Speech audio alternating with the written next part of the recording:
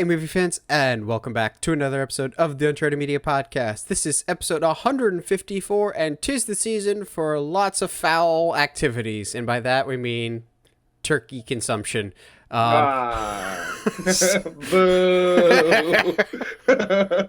So, in honor of Thanksgiving this week, we're going to take a look at movies we're thankful for, because I've tried to do Thanksgiving themed movies and I really couldn't get past Knives Out. That's about the extent of a Thanksgiving movie because it's a whole bunch of relatives sitting around a table yelling about politics in fall weather. Yeah, that sounds about right. Besides that, we're going to look at movies that we are thankful for serious reasons, goofy reasons, happy memories associated with them, just random movies that we would like to say thank you. We can't actually thank these movies, but that's kind of what we're gonna do.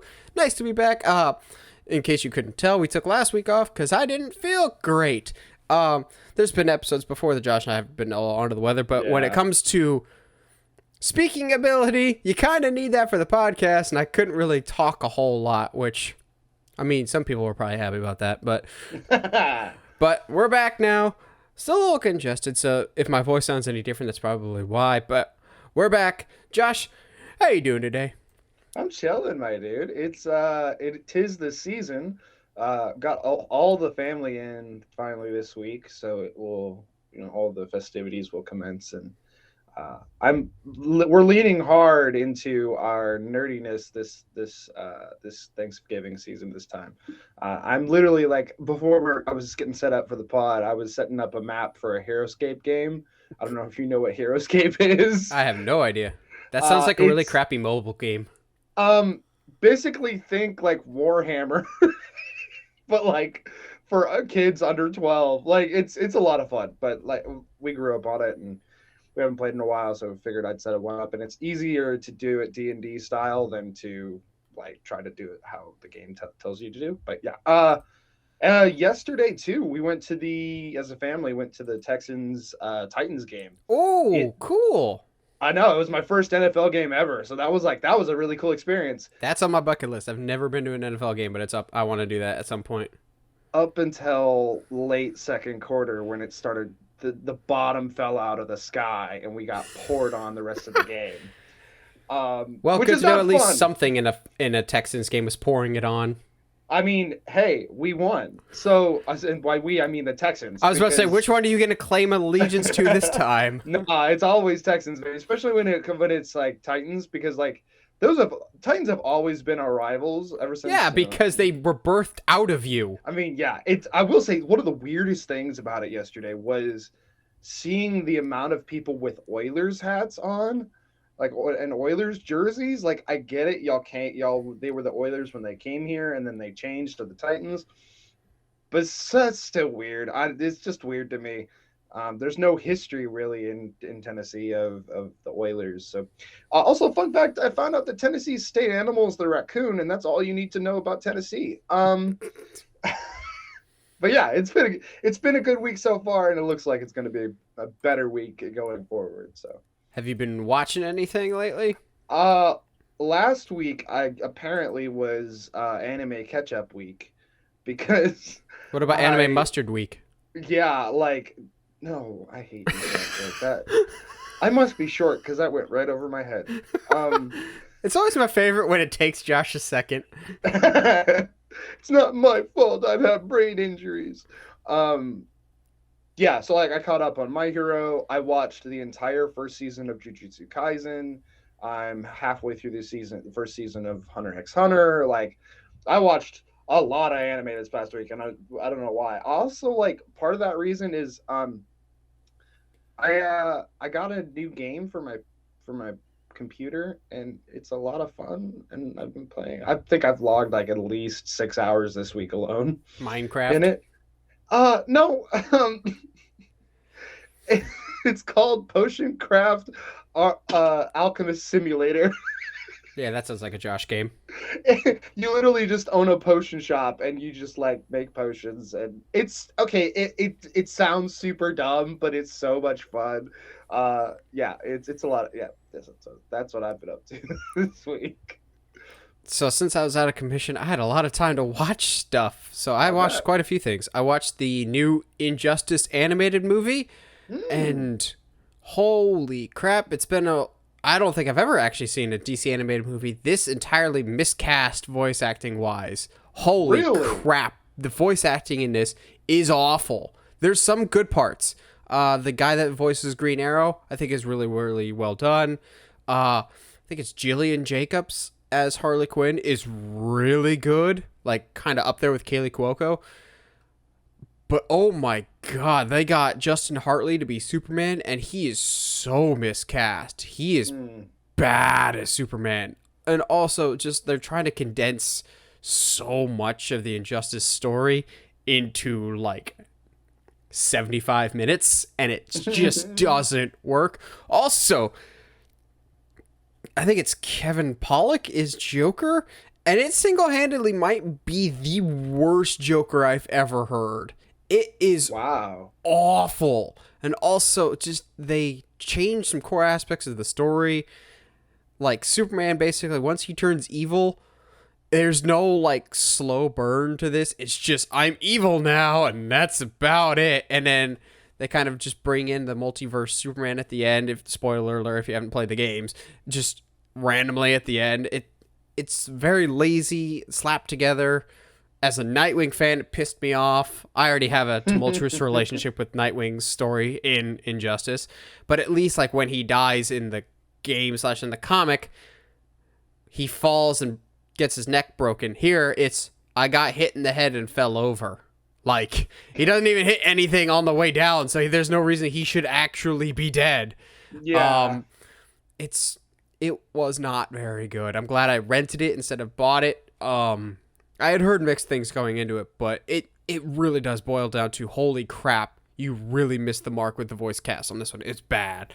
I watched Rocky vs. Drago, the director's cut of Rocky 4. It is really good. It's very different. It's clearly modern Stallone filmmaking trying to cut the mold for an old Stallone movie. Like, it feels very much like a hybrid of Rocky 4 and Rocky Balboa in terms of more time and focus on character moments.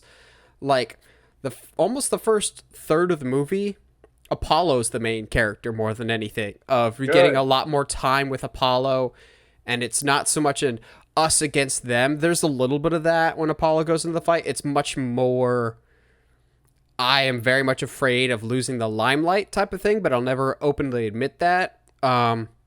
The movie helps out Drago, too, as a character. He's, in this version, he's clearly much more of the vessel for Russia, as opposed to the cartoonish bad guy. He's just kind of being used by other people. He's not evil or good. He's just an instrument.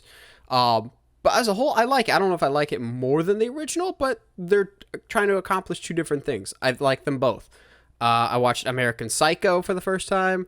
Oh, it's good. I like it. I like that I can't tell at the end if it all happened or not. I still believe that none of it actually happened, just because there's little clues throughout that I think, upon scrutiny, intentionally don't hold up. Like, he's carrying a body through the lobby, and then they cut to the next shot, and there's no blood on the floor anymore, and going, that could just be a mistake and be overanalyzing it, or it could be because it's not actually there.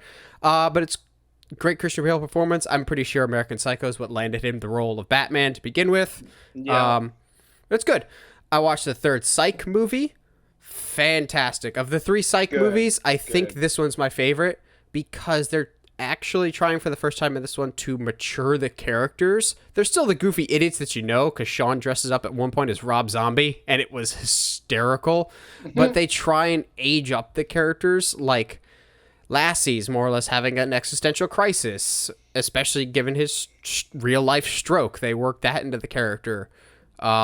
Kids are brought up, and so it's interesting to see the characters that you've been watching for literally 15 years now move into this next stage of life. I hope they keep making these movies. I appreciate the movies. They're a lot better than the first one. That first one was bad. And then lastly, I watched Ghostbusters Afterlife this weekend. Yeah. I genuinely do not get the critical divide on this movie. Like, Really? it is ferocious. Not Last Jedi level, but like diehard Ghostbuster fans either love this thing or hate this thing. And I'm on the camp of loving it. Now, disclaimer, we've said on the podcast before, neither Josh nor I particularly care about the original Ghostbusters. And maybe that helps, but I think even if you like the original Ghostbusters, this is fine too. I've seen some people go, it's too nostalgia heavy. In terms of a reboot, compared to some other ones I've seen, it's really not that heavy. It takes them a little bit to actually bust ghosts, but that's because we spent so much time with the characters and we care about them. It's a really good ensemble cast. I like everyone in this. Everyone's fantastic. My one criticism, and it's not even of the movie, it's of the marketing. There's a supporting character by the name of Podcast. That's actually his name in the movie. Gross. Who should have been in the marketing more. This kid was freaking hysterical. He was great, but he's not really in any of the trailers or posters or anything really, but he was awesome. I really, really enjoy this movie. There's some really great emotional beats towards the end of the movie that even as a non-Ghostbusters fan, I was getting hit with the feels a little bit going, okay, I get what they're going for here. And also, this movie in particular brought up an issue for me that I've been struggling with a lot lately of why is nostalgia such a bad thing to so many people? Like, they're like, oh, it just leans too hard on nostalgia. I'm going, if it makes people happy, then what's the issue? Like, I remember when Force Awakens come out and they're like, it's too similar to New Hope. It just relies too much on nostalgia.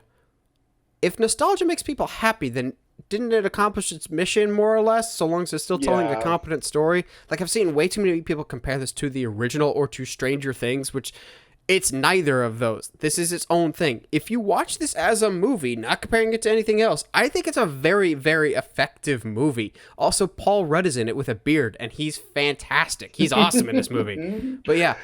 The conversation about like nostalgia is always really, really interesting because like you said, like it's interesting that people to me were like, Force Awakens is too full of nostalgia because it's too similar to the original. To New Hope. And I was like, I don't think similarities can also be categorized as nostalgia. Also, whenever you're dealing with bringing a movie series back, 20, 30 years later, you have to hit those story beats again. So like, it doesn't make sense to not involves. I think to me it's got to walk a fine line. It's kind of like Ready Player One when like Iron Giant shows up and Master Chief and like all that is like could be categorized as nostalgia or fan service. But in that context, I don't feel like it is because it's being used by the story. It's there for the story. It's not there to, hey, let's bring Bill Murray back because Bill Murray. But see, it's not a spoiler. The original cast is involved to an extent in this movie, but how they're utilized, the focus and the spotlight is still on the new characters. Granted, I will say there is one moment in particular where it is a little too fan servicey if a character literally turns his head and looks almost directly to the camera and says, "Who are you gonna call?" And like, there's an awkward pause, like they are setting it up, and you know it's coming. You're just like, all right, just get it over with. We know it's coming. Yeah, that delivery in that moment wasn't the best, but as a whole, it's really, I don't understand the hate for this. Like, I think it's one of my favorite movies of the year. Suicide Squad's probably still my number one, but this is really up there. I really was charmed and entertained by all the characters in this. More so than the original. And I know people are going to hate me for that, but I don't connect with Bill Murray's character. I think he's a dick. He's a not good person in that. I can't emotionally engage with him. Or,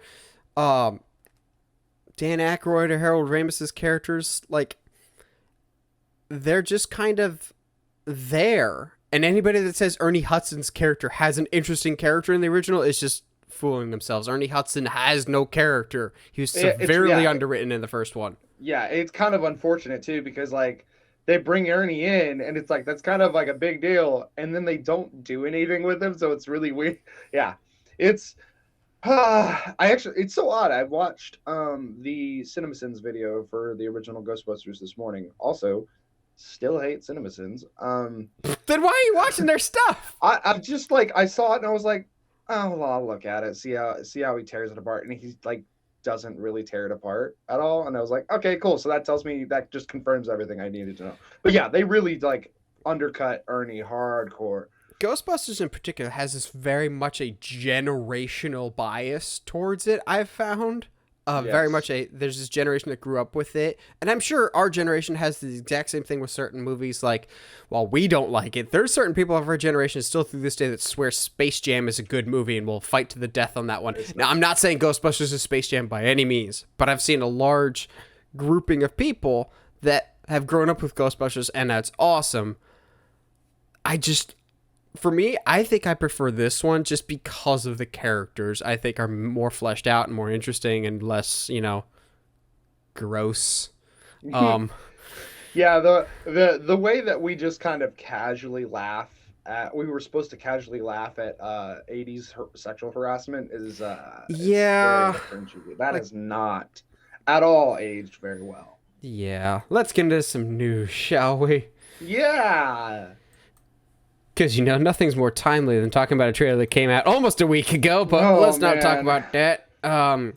So, I'm not even going to call it the final trailer because I still believe there's one more in the can. The second trailer for Spider-Man No Way Home dropped, and it's okay. And just saying anything is going to be okay with this movie is going to cause people to be in a frenzy, but I'm not going to lie, this trailer didn't really do a whole lot for me, primarily because maybe I had my expectations too high, but in this situation, I think I was justified in having high expectations because Sony themselves built up the expectations. Yeah. They're like, okay, we're going to have this trailer, but the trailer's going to debut first at this special party with big, all capital letters, big surprises, and then we see the trailer, and there's no big surprises. And at this party, the big surprise was Tom Holland showing up in person going, that's cool, but just Tom Holland? Like, I don't want to be one of those people that be like, oh, I need Andrew, I need Toby. Because I've been very much of, I just want this to be a good Tom Holland Spider-Man movie. If other Spider-Men show up, fine. But when you promise big surprises, we kind of expect big surprises.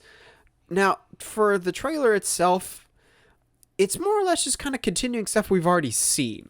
Like, they're fine.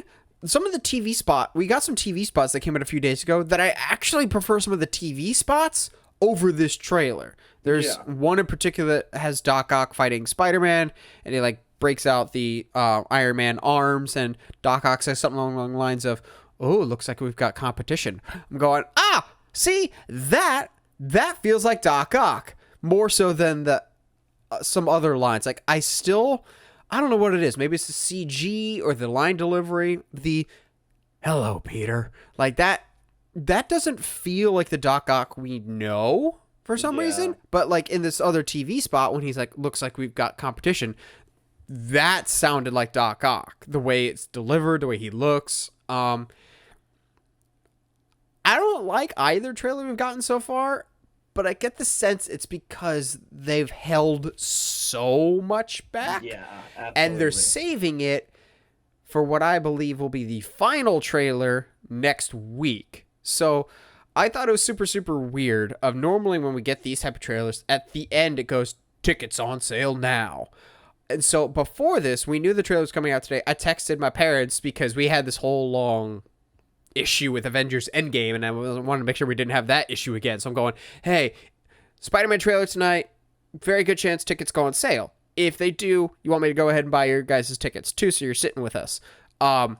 Tickets didn't go on sale. The trailer ends with tickets on sale, Spider-Man Monday. I'm going, Yeah, because we know what Spider-Man Monday is. Like, that's an annual holiday. It's right up there with Groundhog Day going November 29th. So I bet you anything we get a final trailer November 29th, and maybe we get some hints to Toby and Andrew. I still don't think we'll see them in any of the trailers, but maybe we get the trailer logo, Spider-Man No Way Home, with the title, and then the just black screen, play a little bit of Toby's music, and that's it. And then tickets on sale now. I can see that. Outside of the bad editing that's already revealing that they're there. Yeah. Oh, you mean the Brazil trailer? Well, not even just that, but like the fact that you've got one guy. Okay, because when you have in a fight and you've got a 1v3 situation, and only one of the villains is facing the only other hero in the shot, you're going to sit here and tell me that there's not two other people in the shot? Get out of here. Also, now, I don't want to sit here and say for sure that it's Andrew or Toby, because Venom still hasn't shown up in any of these trailers, and we know he's going to be in the movie. Do we? I can't. Okay, I don't know, man. But yeah, there's definitely somebody else in that fight with him. Did you see the Brazil trailer? Yeah, where it's very obvious that Lizard gets kicked. Oops. Guys, what are you doing? So, for those that don't know what we're talking about, the Brazil also had basically a nearly identical trailer to the U.S. trailer, except there's like an extra second on that shot here. And it's a revealing shot because you get Electro, Sandman, and Lizard all coming at Tom Holland's Spider-Man, and only like one of them is actually facing, like Josh said, Sandman's like eye level with.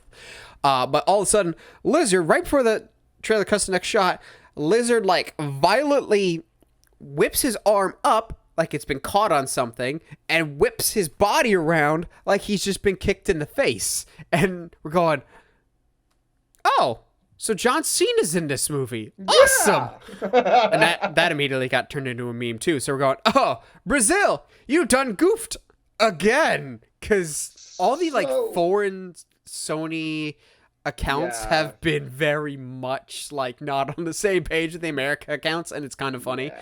So yeah, I'm going to go on record saying at bare minimum, we get Toby and Andrew. I wouldn't be surprised if we get more, like a Venom, like, oh, dude. Imagine if we get Emma Stone's Spider-Gwen. Dude, I was just thinking about that. I would literally, like, Toby and Andrew are cool and all, but, like, a surprise Spider-Gwen played by Emma Stone would absolutely blow my mind.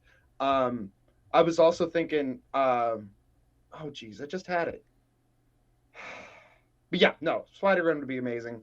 God, dude, I'm so sorry. Like I had a whole thought there, and it just decided to poof off. Guess I'm not drinking enough coffee.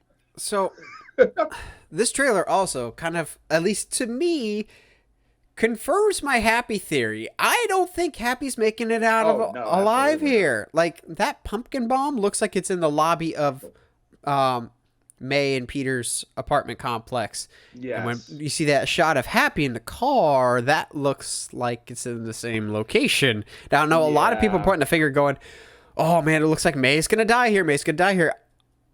I think she's the obvious choice to die, but it would feel too much like the Spider-Man game that just came out. Spoiler alert for that.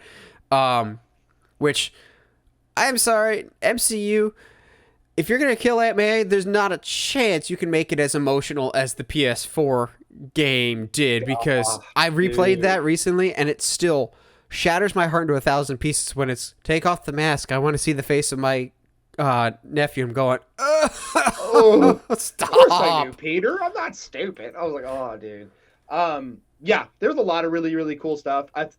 Happy's dead. There's no way MJ's dying. I'm sorry. That is definitely a tease shot of like, I know what you're gonna say. I know what you're gonna say because you got a theory on it.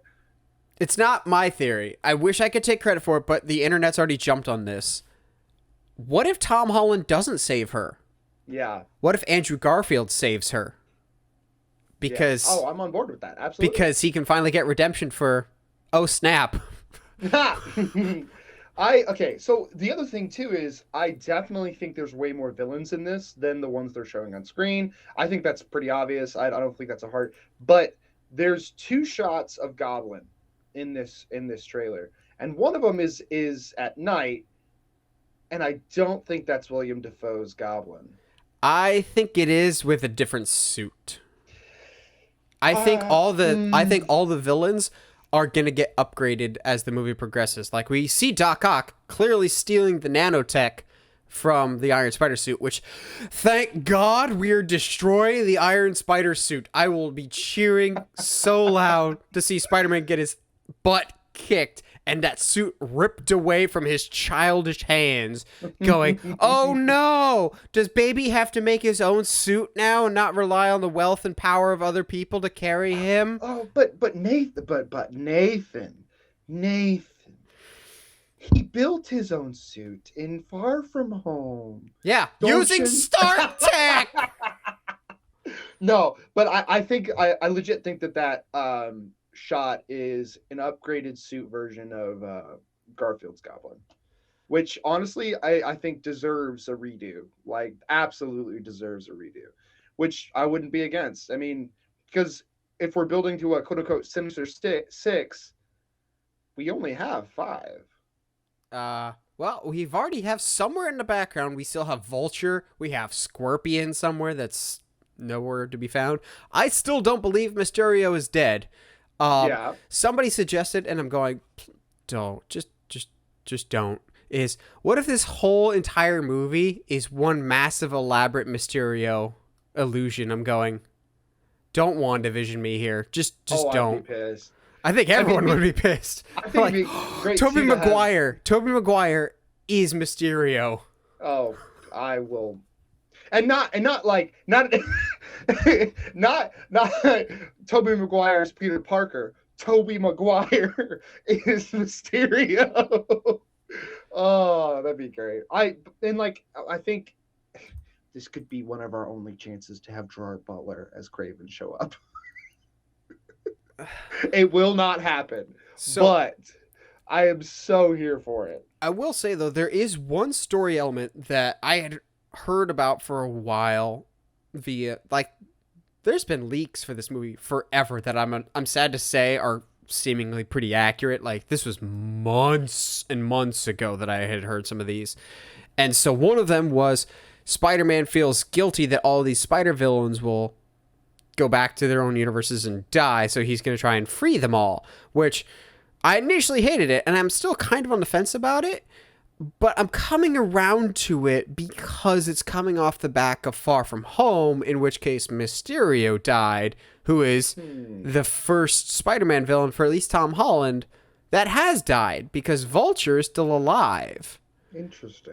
So Mysterio might be dead, and so maybe he's still feeling remorse for that. So I'm going, okay, I kind of buy that.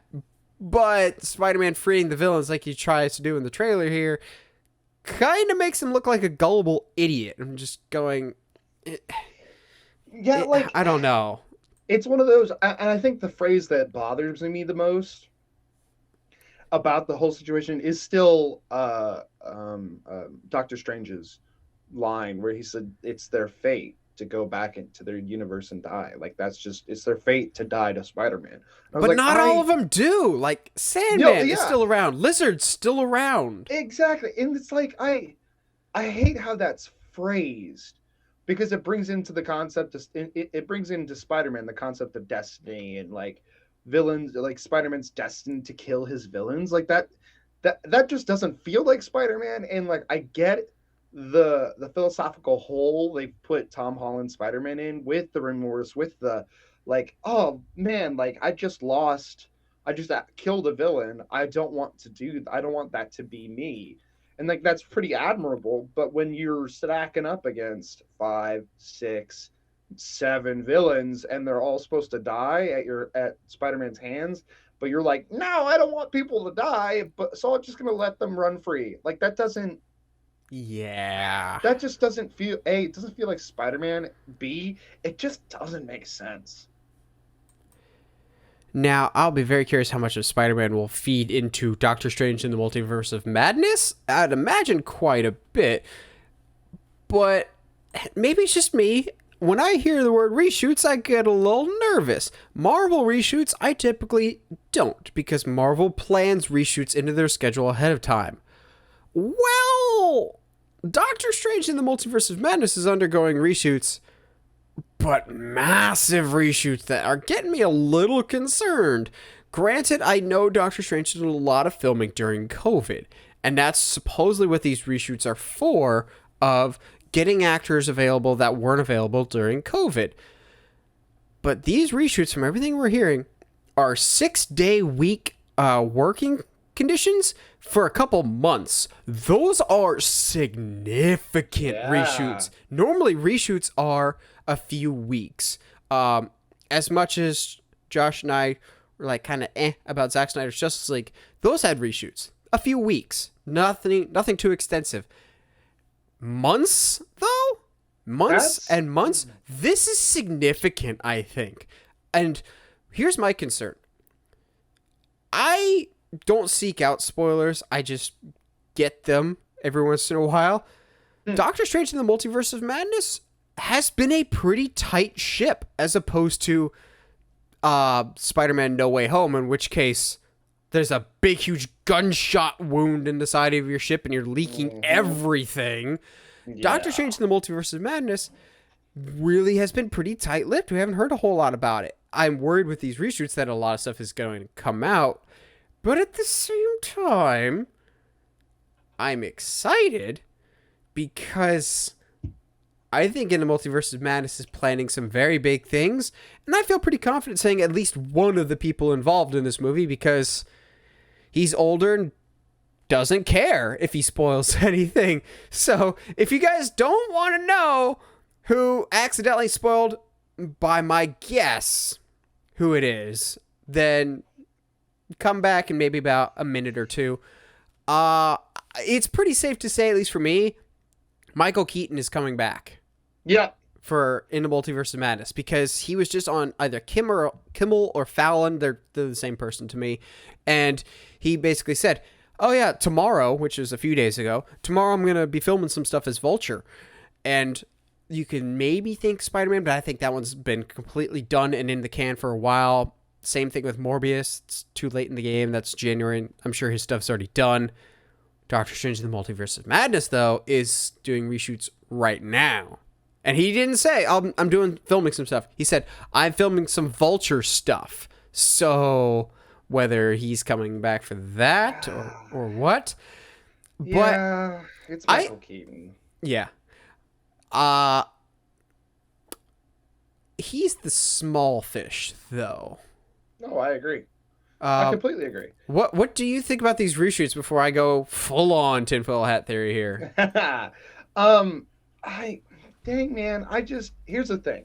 Here's my thought process. I am with you. I normally don't necessarily worry about Marvel reshoots because they typically, like you said, plan them, so it's not that big of a deal. But a couple of months is basically a full movie. Yeah. Like, that feels like a full movie. Halloween movie shooting like a month or two. The whole thing. Yeah. So it's like,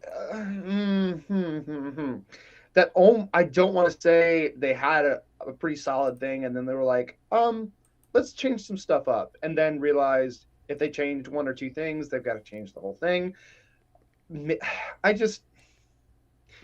don't know, man. Maybe somebody finally pulled the trigger on opening the universe all the way. Maybe there was some contract they finally got signed, and they finally have access to a lot more characters. Who knows? Honestly, that feels more like what I hope that's more what this is, and not that they're like, all right, let's just reshoot the whole movie, because that tends to lead to disaster. And I'm not really. I really, really want this to be a good movie. You know me, I love interdimension and like magic, and like that stuff is really cool, and we need more of it. Also, maybe. Ooh, I just had this. If Shang-Chi shows up in this for some reason because it's dealing with mystics and stuff like that. It did Who deal with knows? Wong. Yeah. Ooh, ooh. God, I need Shang-Chi. I You need get him more. Shang-Chi to kill the Iron Fist version, to kill the Netflix version of Iron Fist, and just go, yep, he's dead now. We have to find a new Iron Fist. it'd be it'd be really interesting if they use this as opportunities to close off certain storylines.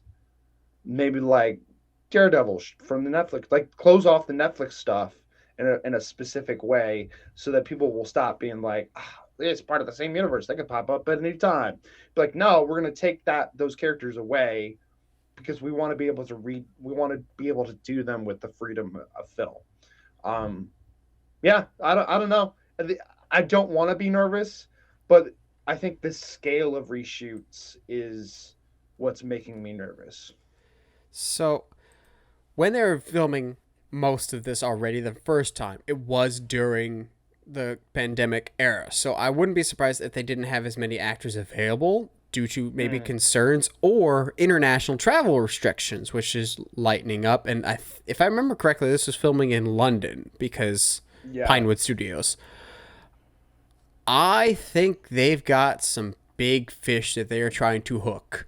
There has been one massive rumor, even before the pandemic, basically from the get-go with this movie, that they've been rumoring and talking about and thinking about. Not they, just Disney. I don't know if it's confirmed or not, but I'm starting to believe it.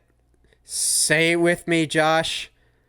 I think Hugh Jackman is coming back for Doctor Strange in the Multiverse of Madness. I think either Hugh Jackman or Patrick Stewart. Okay. I think one of the two is coming back for this movie in the same way that Toby and Andrew are coming back for No Way Home. Now, I know some people are like, well, Logan finished his story perfectly. Yes, it did. But maybe it's not that universe's Logan. Maybe it's a different universe that maybe because Marvel, for some reason, now that Endgame is done, now they care about suit accuracy and looking like comic book characters. Maybe this universe's Hugh Jackman's Wolverine comes through in a yellow suit or wears an actual suit. I'm still on the fence about the Hugh Jackman one, but the rumors haven't died down, and I think there's some validity to it. The one that actually makes more sense, though, would be Professor X. Either McAvoy or Stewart, because if Scarlet Witch is going to start messing everything up, you need a very, very powerful individual to be able to stop them. Then maybe when they run into him in some other universe, because still leave it as they're from a separate universe, he'll say something along the lines of, your mutant powers are off the charts, to which Strange and Wanda can go something along the lines of, what do you mean by mutant powers? And then that would leave the door open for maybe they were not aware of mutants in our own universe, which gets them back to being interested in our stuff. I think the first hint of X-Men is in the Multiverse of Madness. If that still could be way off in the distance, but I wouldn't be surprised if No Way Home is how we explain the previous Sony movies, and in the Multiverse of Madness is how we explain the previous, what Marvel calls legacy movies, the Fox X-Men movies. Or in this multiverse over here, we've got Ben Affleck's Batman and Jon Favreau's Foggy Nelson, because don't ever forget, people, Jon Favreau was in the original Daredevil movie. So I think Marvel's making a play to say, hey, everything is canon. Everything has happened, just maybe not necessarily in our universe. Fine.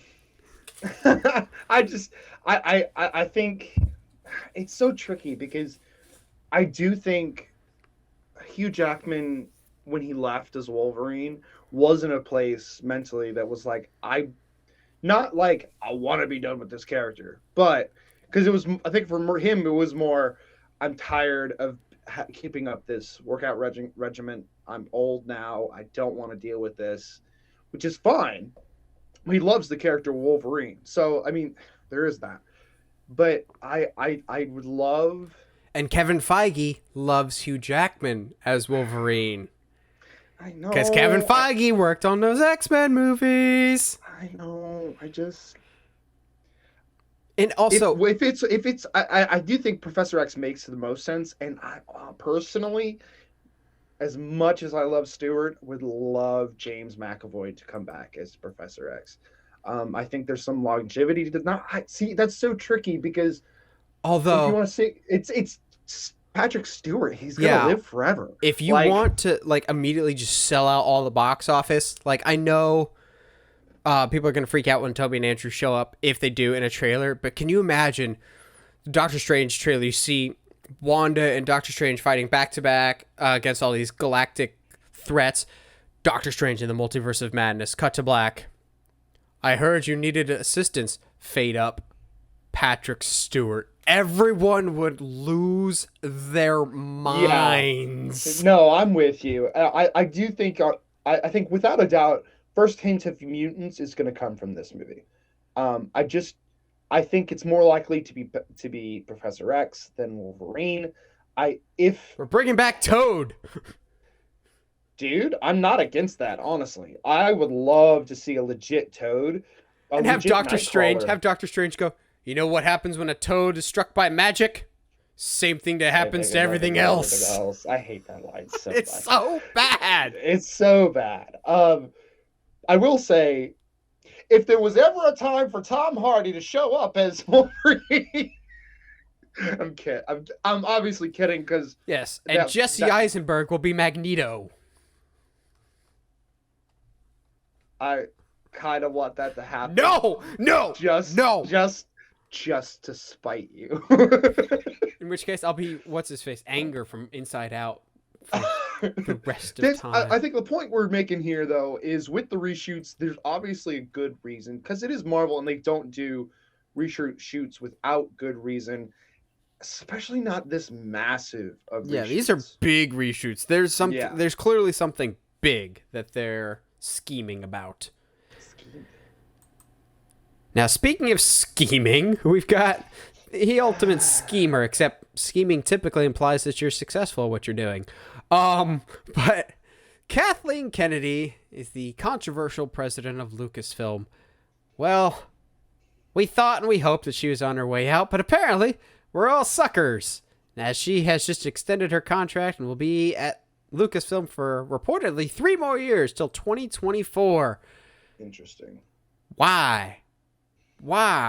Like, I don't dislike her nearly as much as some other people.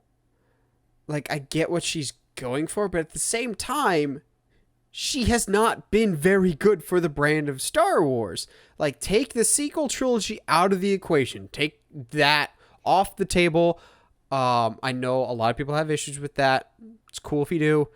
Just take that out. Look at her firing of Josh Trank off the Boba Fett movie. Most recently, taking Patty Jenkins off the Rogue Squadron movie due to creative differences. The massive reshoots on Gareth Edwards' Rogue One. The basically firing of Lord Miller with 2 weeks left to go on Solo. She has fired more people than she's hired. Then look at what happened with the sequel trilogy. Even look at the stuff in the sequel trilogy that didn't happen. Colin Trevorrow was originally supposed to direct episode 9, then got fired off because they didn't like the Book of Henry. Like, she will hire big name directors and then not be on the same page creatively with them or let them kind of just do their own thing. Now, from everything I was reading, the general consensus from people in the industry was that she would stay on to see the release of Indiana Jones 5 because she's been attached to every Indiana Jones movie since Raiders. Basically, she's worked with Spielberg. So she's a really good producer and she's emotionally invested in Indiana Jones. Understandable. And I think, unfortunately, Indiana Jones, I think, is that franchise that gets forgotten about when it comes to Lucasfilm. Like when people say Lucasfilm, they immediately think Star Wars, but Indiana Jones falls into Lucasfilm as well. So she was probably going to stay on for that and then maybe bow out. At least that's what we were hoping for. This doesn't make sense to me because, say what you will about the sequels trilogies, she has not done a good job of hiring the proper people in the proper positions. Yes, she is responsible for the highest grossing domestic box office movie of all time with The Force Awakens. That is the highest, like, just in America, movie of all time. Then The Last Jedi came out. We've talked about that extensively. That single-handedly fractured the franchise in half. And then Rise of Skywalker basically continued that crack down the line. Mando helped establish and rebuild some of that rapport, but there's been time and time again that we've been excited for a Star Wars project only to find the people leave the project due to scheduling conflicts, quote unquote scheduling conflicts, but more often than not creative differences, and then the project never sees the light of day. The only way I ever get excited for a Star Wars project is when it actually comes out, because there's no guarantee that it will even come out. Like, you could have a big name like Patty Jenkins, give her this really great vignette showing, yeah, she's doing this X-Wing movie. Nope, not anymore. The issue really does come with, she has a tendency to hire big name directors off of big projects just for the headlines, and then not be on the same page creatively with what you're looking for. Like, it's fine to get these directors, but at the same time, you yourself as a head of the company have to say, this is the type of movie that we're looking for. Who fits best into this, as opposed to, all right, here's a name, let's give him something. Like, I think she hired Gareth Edwards off of Godzilla, which was a pretty big success and pretty big deal, and I think Monsters, and then completely shut him out for the final third of the movie and completely reworked his movie because it didn't fit what they were kind of hoping for narratively. To me, the biggest mishiring that she's been responsible for was Lord Miller on Solo. I love Lord Miller. Lego Movie is one of my favorite movies of all time. I love both the Jump Street movies. Cloudy with a Chance of Meatballs is great. But their style of directing and their style of humor does not mesh with the character of the world of Han Solo. You need to find things that fit. And from day one, I was like, this is a weird pairing that feels like just for the headline. So I genuinely do not understand why they're re-signing her, other than, okay, some of the projects made a lot of money. But even if you look at the movies that have come out, it's been a sharp decline. Like, Force Awakens made a lot of money. Now, granted, all the Star Wars trilogies make less and less money over time. Like, Phantom Menace is the highest grossing of the prequels. A New Hope is the highest grossing of the original movies. So you're going to lose it over time. But this just, it doesn't seem like a smart move. But then again, we'll talk about Bob Chapek, the head of Disney, later. He's not known for smart moves. Nah. I go back and forth on this because there is definitely some more Star Wars stuff coming, but it does seem to be coming from the minds of Dave Filoni and Jon Favreau, which is I'm totally okay with. And Jon still kind of has half a foot in the Marvel universe Until he dies. Yeah, well, So my thought process here, and the only way I can make this make sense into somewhat of a good idea, is give it, because you and I have theorized that Jon or Dave will step into the head of into this Lucasfilm position pretty soon, but I don't really like them being presidents, and I don't think that that's really a role that they would be down for. However, maybe this is not necessarily the fact that it's 3 years, I think, is telling. The fact that they weren't like, hey, let's give her another 5 or 10-year contract, that I think is telling of like, hey, like, we don't really have necessarily anybody else right now that's really ready for the role. So we're going to let you stay on, but it's going to be with a short leash. I think Dave, and at least on the Star Wars side of things, Dave and Jon are going to be creatively more in the director presidential seat, so to speak, than Kathleen will be. And maybe because I mean Dave was around, but John has some good clout, has a lot of his word pulls a lot in the movie industry. Who knows? Maybe there's some stuff going on behind the scenes that's very much like, all right, Kathleen, we got 3 more years to figure this out. Otherwise, we're going with somebody else. Yeah, to me, with her, maybe it's just how I'm viewing things. People in leadership, you should know the name, but the name shouldn't come up a whole lot. Look at the head of Disney Films up until the end of this year, Alan Horn. You don't know the name because he keeps himself out of the spotlight. Like, yeah. If I'm hearing your name a lot, it's probably not a good thing. Like, we're going to talk about Bob Chapek here in a little bit. We hear his name a lot, but it's not a good thing that we're hearing his name a lot. Like, we hear Kathleen Kennedy's name a lot, but that's probably not a good thing that we're hearing her name a lot. Absolutely. Like, it's one of the... Being the president of a company or the head of a studio type of thing it's one of those things that people should be aware of who you are, but we shouldn't be hearing your name a lot. It should be a position that you are more or less the enabler for other people to go and do.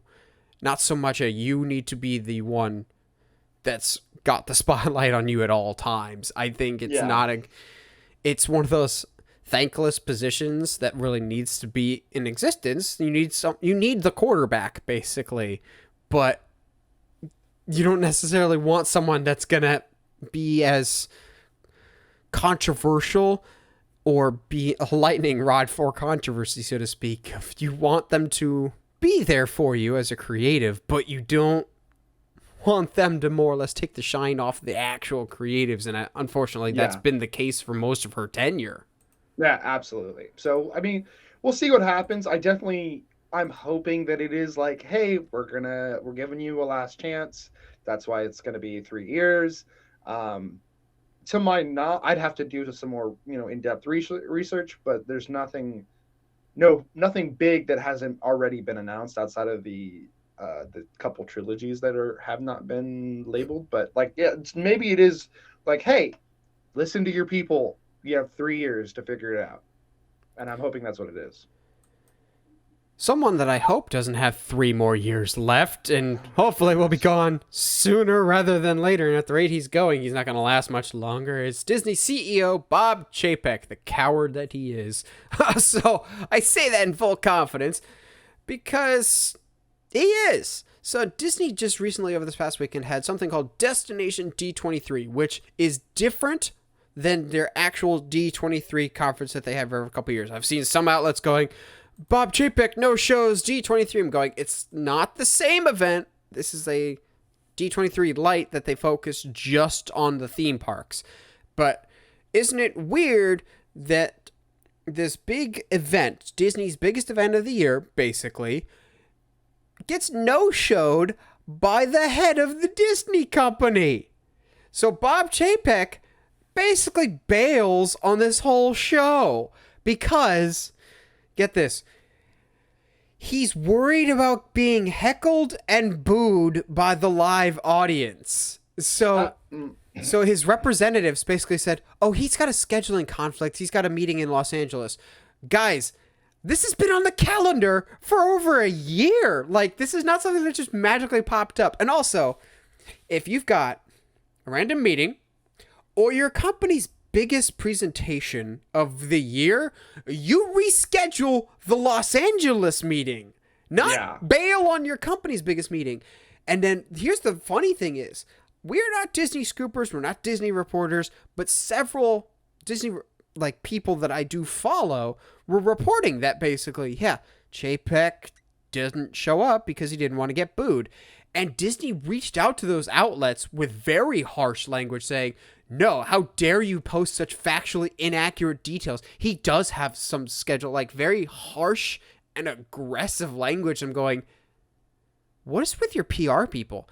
It seems like since Chapek's taken control of Disney, Disney's PR people have lost all tact and mannerism and manners to them. dare we bring up the rebuttal statement against Scarlett Johansson when she sued Disney and how classless and tasteless that was? Like, Yeah, Disney's that PR. was rough. Disney's PR has gone down the tube since Chapek has taken over, but he bails on the biggest event of the year. And it's not unheard of to say he would have gotten booed. So on October 1st this year, the Magic Kingdom, the first park in Disney World, celebrated its 50th anniversary. It opened October 1st, 1971. So he was in the park for a little bit, which he never does. So the word on the street is he would never show up to the parks in person. And if he did, it means something was wrong. And supposedly, when he was there for the 50th anniversary, he got booed and made fun of relentlessly by guests in the park. Like, wow. The sad thing is, the Disney bubble is full of very protective people. I was in it for a very long time. Because of Chapek, I'm just like, I'm done with Disney for the time being. That's a very small, intimate bubble of theme park diehards. The people that dislike Chapek are no longer that bubble. He's bleeding out to the mainstream here. This is not the people that don't follow theme park news are getting wind of it, and the tide is starting to turn of, well, we'll wait a couple of years before we go back to Disney. We'll go someplace else. Like Universal, who, is opening a new park in Orlando, where Disney's just going, we haven't opened a park since 1997. We're fine. We don't need to open anything else. Whereas Universal's going, expand or die. We like making people happy. And also, if we make things more expensive at Universal, we want to offer more things. Whereas Disney's going, we're going to make everything more expensive and show you less. I don't understand how the head of a company can just decide, hey, I just don't feel like going. It would be like, who's the commissioner of the NBA now? It's not. I don't know, because they're not in the news all the time. Yeah, like it was David Stern. Okay, Roger Goodell. Roger Goodell's the guy for the NFL. It would be like if Roger Goodell no-shows the Super Bowl. Like, come on, that's the one day of the year that you've got to be here. Josh, as a Disney outsider, as somebody who doesn't really care. As a Disney outsider, have you as someone that doesn't follow the theme parks or Disney as a product super close, have you noticed a shift? And if so, what's your reaction to someone no-showing an event? It's definitely like some of this news I get through doing research for the pod, and just trying to make sure that I'm up to date on certain things on the news topics. But it's just a lot of the stuff and the vibe that Disney has been giving off lately is even to the point of, like, I think the big thing that I actually had a long conversation with some of my family members about was Bob Chapek's comment that went public about Shang-Chi, which was, it's an experiment. Which, like, something to note. Experiment how? Something to note. Of all the theatrical released movies that have come out under Chapek's tenure, he has shown up to none of the premieres of these movies. He does not come out unless he absolutely has to, kicking and screaming. He does not back the people making his own products. No, he doesn't. And it'd be like if the president didn't showed the presidential ball. Like, that's like the thing that you're supposed to go to, dude. Like, I don't understand. It is kind of, I think in any other scenario, it'd be a no story, but because of the constant stuff that Chapek keeps pulling, it feels like yet another reveal of character, yet another, like, well, okay, maybe Disney is changing, but not necessarily for the better. And it's like, okay, well, I've seen a lot of people who are Disney diehards have to have that conversation with themselves of, how do I support the artists without supporting Disney? How do I enjoy the product without giving Disney more money? It's just, just because Bob Chapek is screwing a lot of stuff up. Like he's, it's kind of like Kathleen Kennedy, man. Like as the CEO of a company, of a media company, you should not be in the news a whole lot, man. Like that's not, the headline shouldn't be about you. And you can sit here and say, well, oh, it's because being targeted and it's a new transition, and that it's not my fault. But like, dude, if you're not showing up to one of the only events you like kind of have to show up to because you're worried about getting booed and heckled, you're feeding into that. Like if you're trying to show that you're not that and you're stronger than that, then maybe like don't play the game. Yeah, if you're going to be a CEO, if you're going to be a CEO, you've got to have thick skin. Like, as much as I think he's not a good commissioner, say what you will, Roger Goodell, but he could take the punches. Like, he gets booed mercilessly every single NFL draft, but he leans into that. He knows he's got to make hard decisions. Anyone in a place of power knows that they're not always going to be liked. The problem is with Chapek, he surrounded himself with so many yes men that if anybody dares to say they don't agree with something, they're either quietly taken out back and never seen again, or he gets surprised that somebody disagrees. Now, what's annoying is there's a lot of change that has been implemented that he'll be like, well, because of the pandemic, well, I would believe that if you yourself hadn't gone on record not too long ago saying, well, the pandemic has just sped up some plans that we already had in the works. I'm going, oops. There's so many times that he like says something and then doesn't realize, everything you say will be written down and jotted down forever for reference because you're the CEO. People remember what you say. Like, he threw some shade a few months 2 years ago. Universal and Disney were both opening new big attractions at the exact same time. One of them, the Universal one, had some technical problems, and so it had really, really long lines, up to 10 hours. But it was still a massively popular ride. And Chapek went, well, we don't base our rides on how long of a wait it is. And so when their ride opened with a lot of technical issues and didn't have a line, he completely changed how you get on the ride because he kind of have to, he didn't want to backpedal on his statements that he made a few months earlier. I'm going, oops. It's a conversation about the PR team. Like, does this guy not realize that perception is reality?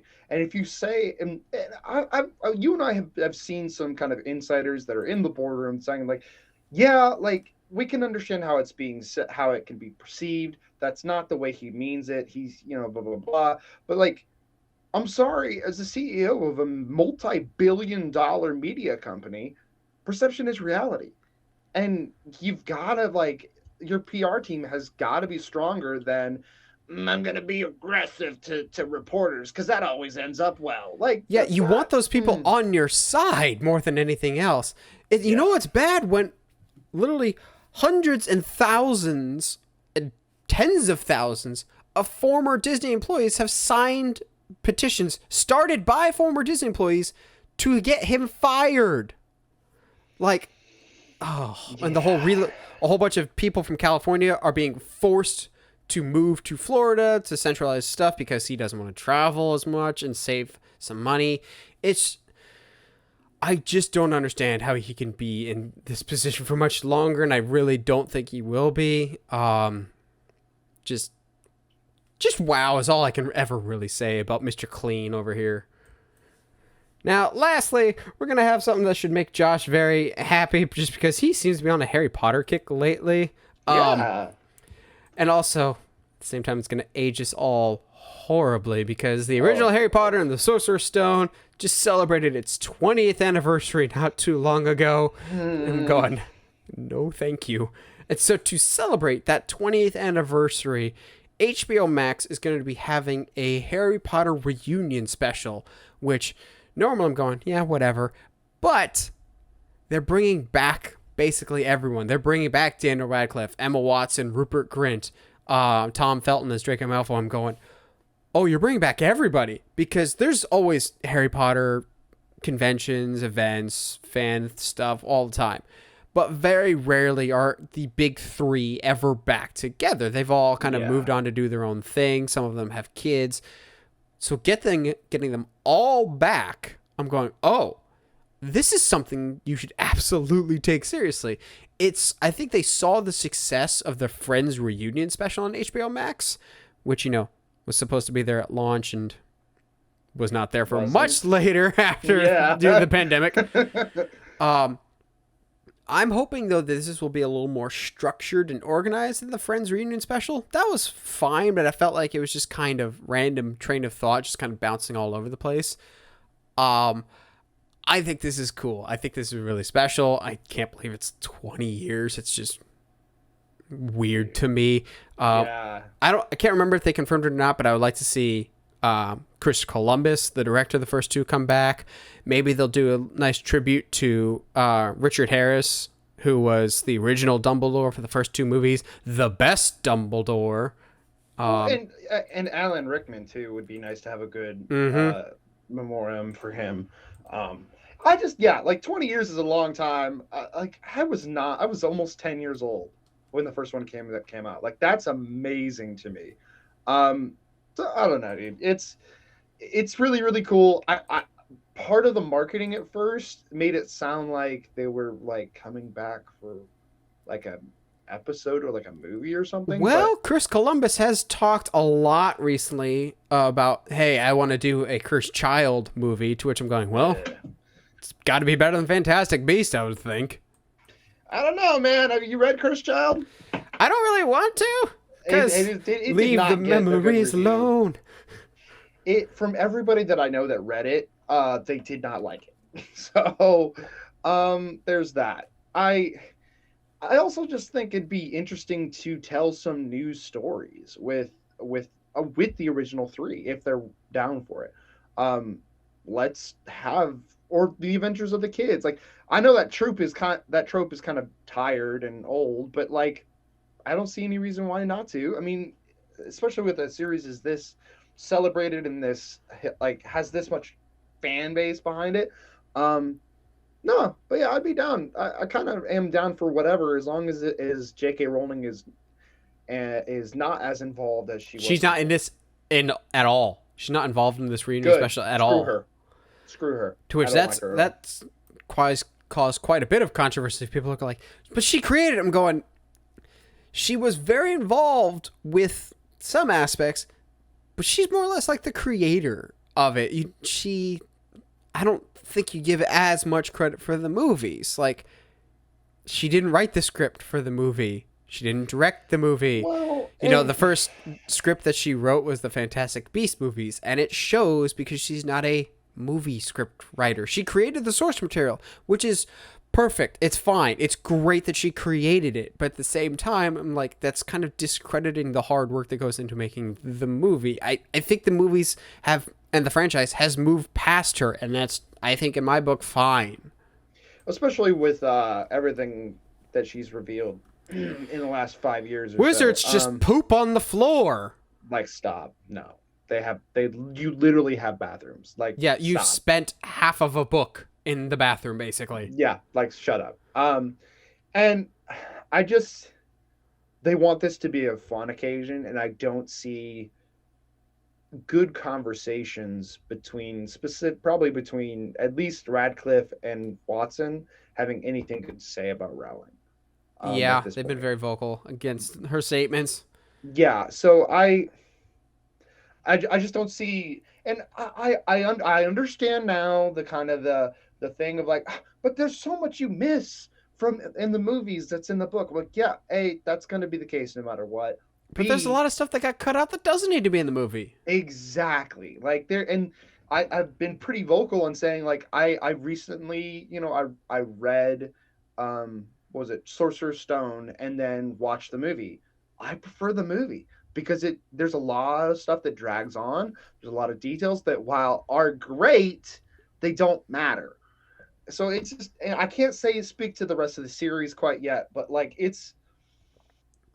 I think the amount of people, and I'll say this because I think now that I have read one and seen one, uh, I think the people saying, and I have a feeling you'll agree with me, the people saying, yes, but you miss so much in the movies. The books are so much better.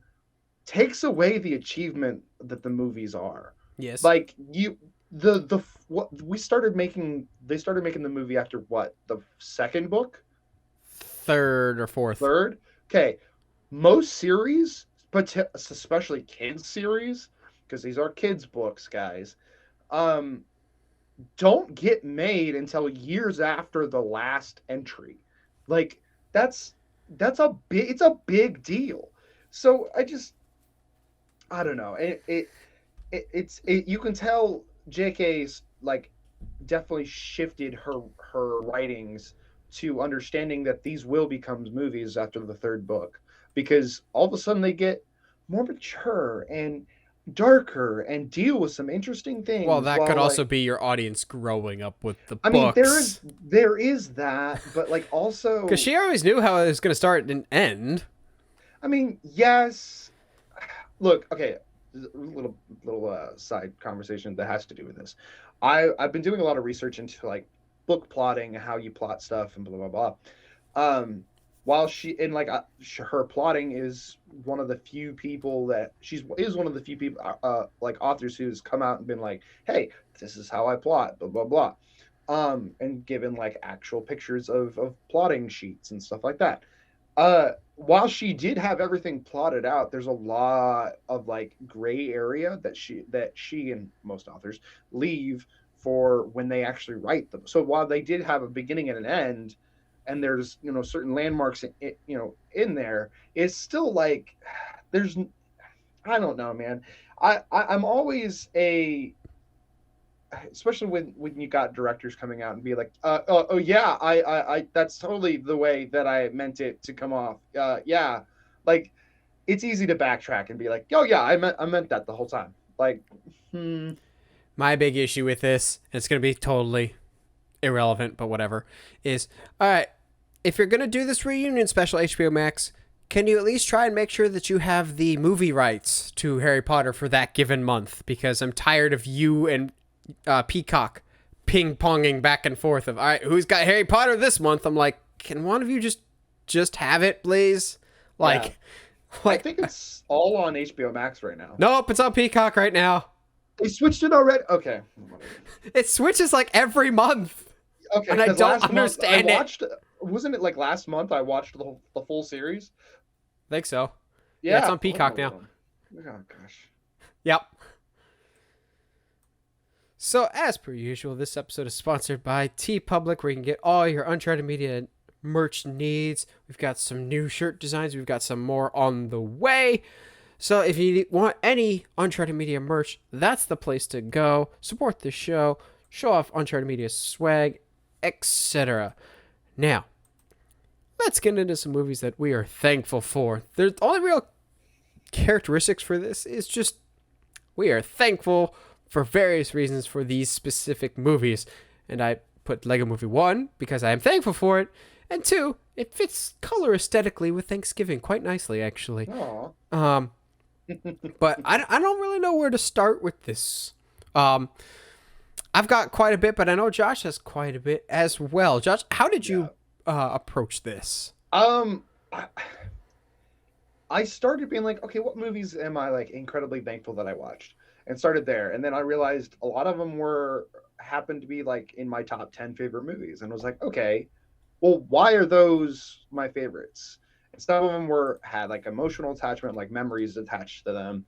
Some of them I saw at the right time in my life that like that movie was exactly what I needed. It's like a good book or like a good friend that happens to show up at the right time in your life. And a lot of these movies I think were that way. And some of them just showed me that I had been shunning a certain genre for no reason other than I'm so cool, I don't need that.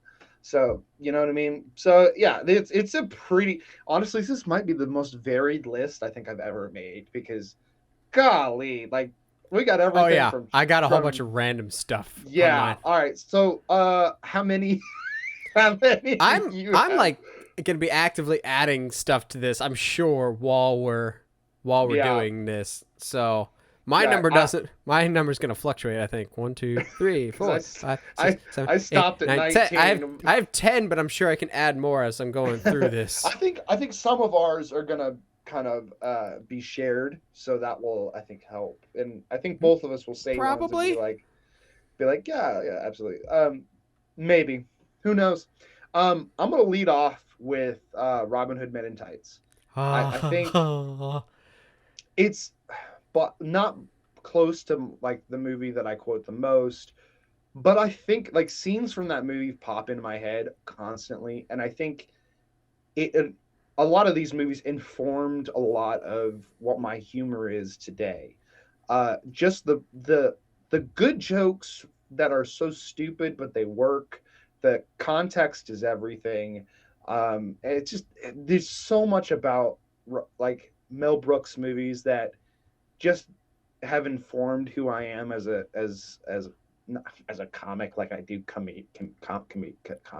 You barely do English. I really do words. But yeah, but like just like it's informed so much about like who I am that it's hard to not like look at Robin Hood Men in Tights in a very, very fond light. Should think of that. That is my favorite comedy of all time. So I probably should put that on my list because it's that probably, I don't know if it's my most quoted, but it is probably the movie besides the original Star Wars, just because Star Wars, that I could quote the entire movie. Like, I could just put that on in the background. Also, Men in Tights is like my go-to sick movie. Like, I've got stuff between Men in Tights and Psych. That's like my sick lineup. If I'm ever like not good and I need to be just like in and out of sleep, I'll put those on because I know I won't be lost and I know exactly where everything's happening on those. Basically. And it's definitely like grown with me. Like the jokes that, like when Blinken, the first time we meet Blinken, when he's like, "Oh, and you've grown boobs." Like I laughed at that as a teenager. But you lost your arms in the crusade. Yes, like I thought that was funny. I was like, ah ha ha ha, as a teenager. But like now, that joke is absolutely hilarious. I love it. And but like, that's nothing to say about the joke right before when literally a U-Haul picks up the castle set and drives away with it. Like I love it. Fourth wall comedy is just the best. I can't handle it. And it's hard to do well. Yeah, absolutely. Let's stay on this comedy train, man. Let's just keep going because I think so much of my humor was informed more from movies than I think I originally thought. We're gonna go in a direction that I don't think you're ready, that you thought I was going to. So I want to talk about Jonah, a Veggietale story. With the greatest musical number of all time when they're in the belly of the whale. I don't understand. That song is so good for no reason. So hard. That's such a good jam. And like there's certain scenes like the caterpillar yelling, "I'm coming, traveling buddy," like stays in my head. Like they're like, "Josh, hurry up! I'm coming, traveling buddy." Like that's so great, and it just introduced so much. The phrase "Don't grow tassels on your throat" sticks in my head all the time when I'm shaving my beard, like trimming up my beard for some reason, and like it just the amount of stupid great jokes that are in that movie, but also like hardcore, not necessarily Christian life lessons in that film are so good. The Bad Bunny song, which is hilarious thing. Bald Bunny song. Bad Bunny is somebody else. Yeah, that's an artist now. Or like person. The fact that all the traditional Veggietale's way, which is to take a city and make something absolutely ridiculous seem funny but also terrifying, with Nineveh being the fish slapping city. That's actually that sounds like a bad way to go. Yeah, like I can't imagine living in a city and being constantly in fear of being fish slapped. Like that's terrifying. Also, so good. As a kid, and still to this day as an adult, nothing would make me laugh harder than the Jonah blooper reel. And still to this day, I appreciate that as an adult. I'm going, wait, you actually fully animated and rendered a blooper reel. So like they're driving, tree, cabin, Larry boy. Hey guys, What's up? Like, and then Bob will look directly at the camera and going, this is an animated movie. Why are you looking at the camera? Or like Junior and Laura will forget their lines in improv scene. Or the Pirates of the Caribbean. You know, my uncle was a Pirates crab. of the Caribbean? Yeah, the pirates who don't do anything. There it is. But when the pirates are in the next booth over, they're just like, you know, my uncle was a crab. One time at the church picnic, we tickled his legs and we got him to move across the table. What? Hey, you don't give me a script, you take what you can get, my friend. I'm going, what? Like, it's so good. I miss the days where they were like, because Pixar did that too, where they did blooper reels. Toy Story for 2, animated movies. I guess that's why they call me Stinky Pete. Oh, dude. Jonah the Veggietale story is literally one of my favorite movies of all time, and it is a movie too because it was theatrically released. I saw it in theaters. That song in the belly of the whale though is so catchy, good. Oh, so good. I'm a hard pivot away, because I can. The hardest of pivots ever, and I don't mean this in any sarcastic way. I truly mean this. I'm thankful for Batman and Robin. So, I'm thankful for this for a multitude of reasons. One, it was my very first 5 Good Things video I ever did. And so 5 Good Things really made me, as a movie fan, go into every movie hoping and trying to find the good in any movie I find, even if it's bad. Even Batman and Robin, which, as I get older, my hate for it lessens every year. And I've come more to appreciate what Joel Schumacher was trying to do. It is not a good movie, but as an homage to the 60s Batman, it's actually really solid in that regard because its attention to detail of like the weird Dutch angles, the over-the-top celebrity cameos playing villains. Because, you know, Vincent Price in the original 60s Batman wasn't weird for its time. Yeah. In that sense, it very much is a continuation of that Adam West Batman. So it had me do 5 Good Things, made me appreciate movies more, which led to us doing stuff like The Wicker Man or just Nicolas. I'm thankful for Nicolas Cage in general. I have that on my just on Nicolas my list. Cage in general. But I think going into that of like, movies are hard to do. There's gonna be positives no matter what, and I try to. It doesn't always come through, obviously, but I try to have a positive outlook with movies. Says the cynical movie person. But I'm also thankful for Batman and Robin in a kind of roundabout way that if Batman and Robin was not the movie that it was, and it was better, we never get the Dark Knight trilogy. I don't think we get the superhero era that we get today. Batman and Robin firmly killed the superhero genre for a little bit before Blade and the X-Men and Spider-Man brought it back. If that movie was halfway decent and people wanted to see more of those, I think we continue along the Schumacher line. We maybe get Batman Triumphant, even though I know that wasn't what the movie was going to be called. We don't get Christopher Nolan's Dark Knight trilogy. We definitely wouldn't have got Darren Aronofsky's Year One. We wouldn't have needed to reboot Batman at all. Get one of the best Batman movies of all time with Batman Begins. The superhero landscape, I think, would be drastically different if Batman and Robin wasn't Batman and Robin. Yeah, no, I completely agree. That's one of those thankful things that's hindsight and seeing the scope of where we are with movies and understanding like, hey, like producers are pretty reactionary sometimes. What? No. Yeah. You brought it up, so I'm gonna go ahead and dive in. I am just thankful for Nicolas Cage movies in general. I have Hail Cage. Dude, I have a couple that I'm like specifically thankful for, but like I appreciate that there's a Lone Ranger out there in the acting world who's like, I'm gonna give the movie industry stuff that they didn't know they wanted. That is the Lone Samurai. Equally entertaining as it is absurd in most cases, but like also give them some absolute bangers at the same time. Drive Angry is a masterpiece. It is. I always speak very highly of the Trust with Elijah Wood.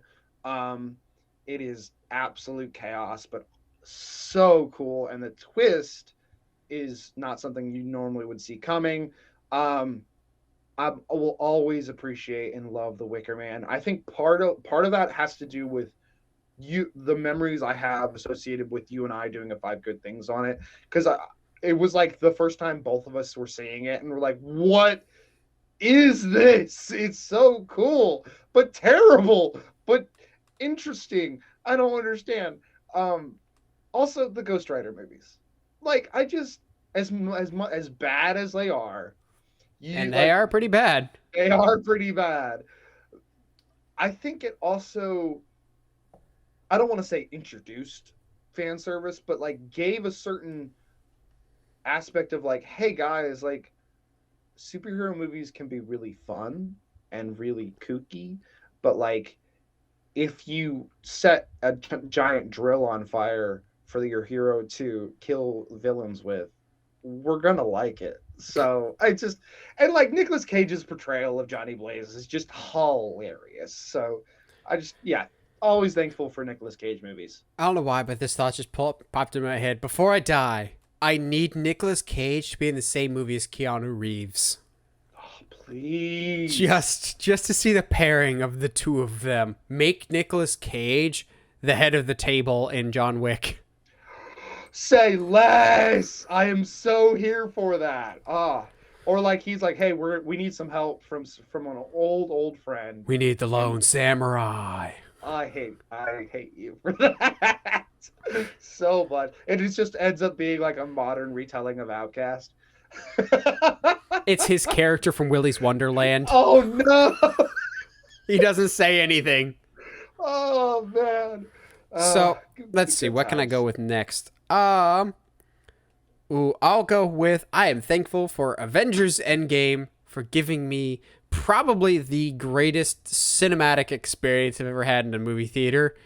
That's Avengers End Game was the first time I've been in a theater that it felt like I was at a concert. Like everyone was just like primed and ready to go.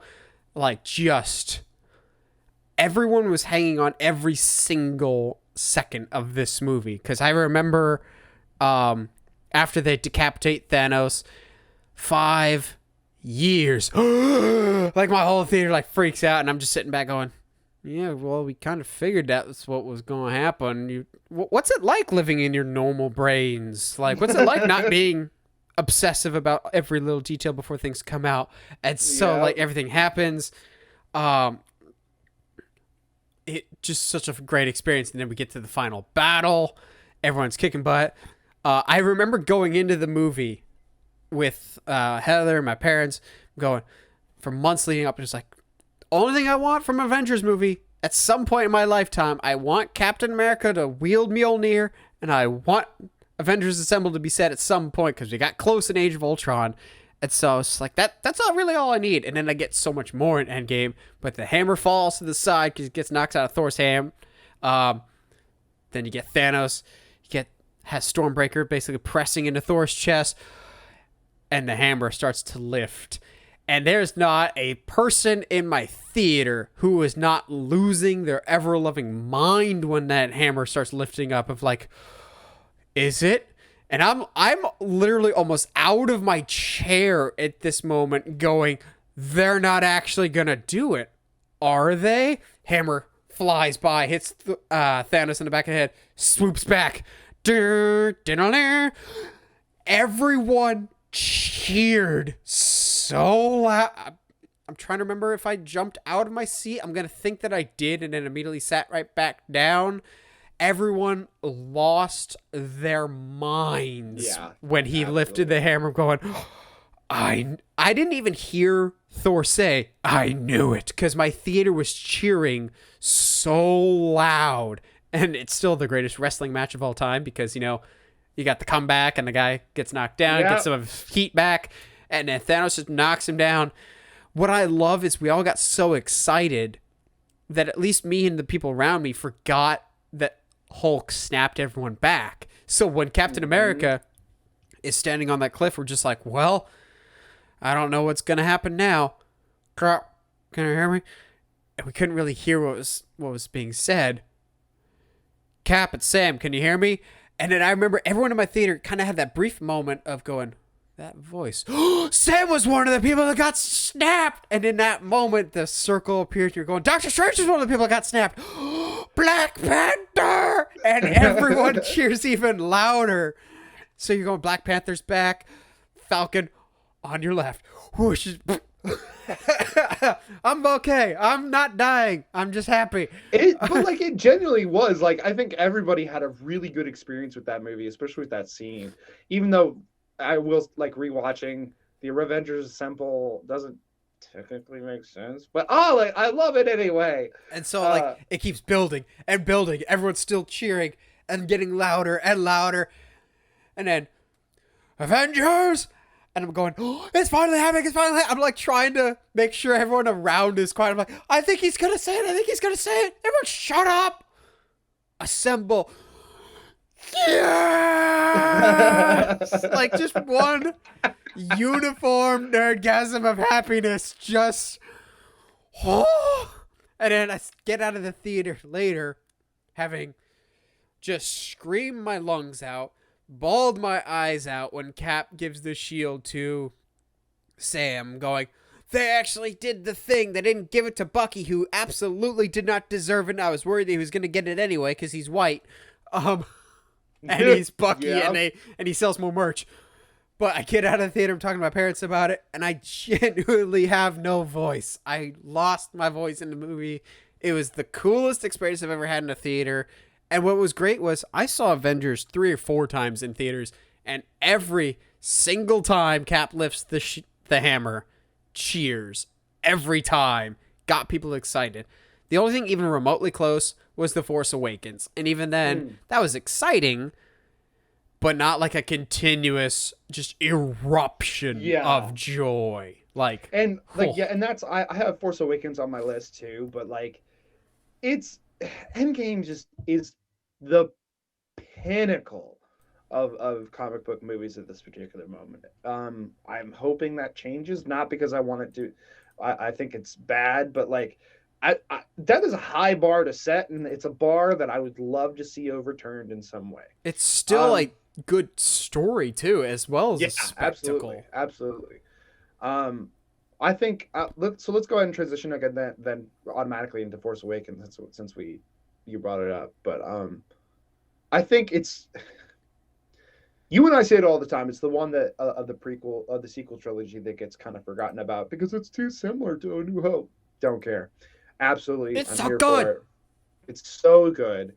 I still squeal with delight when Rey is flying it is and making the Falcon do things that we've never seen done. I was like, oh yes, absolutely. But I'm thankful the most for even no matter how you feel about the sequel trilogy, I'm happy for a new generation of Star Wars fans. I'm happy for a new generation of Star Wars content. Because without Force Awakens, there's no Mandalorian. There's no, I would dare say, Rebels would not be as popular as it is. We wouldn't get the Rebels started before Force Awakens. But but it's not. I don't think it would have been near as popular. I don't think Rebels. See, I disagree just because I've always felt like Rebels never got the respect it deserved because everyone was too focused on Clone Wars. We're like, look how great Clone Wars was. Oh yeah, then there's that kid show. I'm going, but the kid show is. Kid show's got good storytelling too. It's more storytelling, like it's more narratively coherent than Clone Wars, who bops around to everybody in the galaxy at one point or another. Although, as much as people bash on Rebels, I think it's funny. It's like you got your Clone Wars people, you got your Rebels peoples. We all meet in the middle to hate on Star Wars Resistance. Yes, Resistance is bad, but I think Force Awakens started the true like resurgence of a new generation of Star Wars content. And there's no way to go back to it now.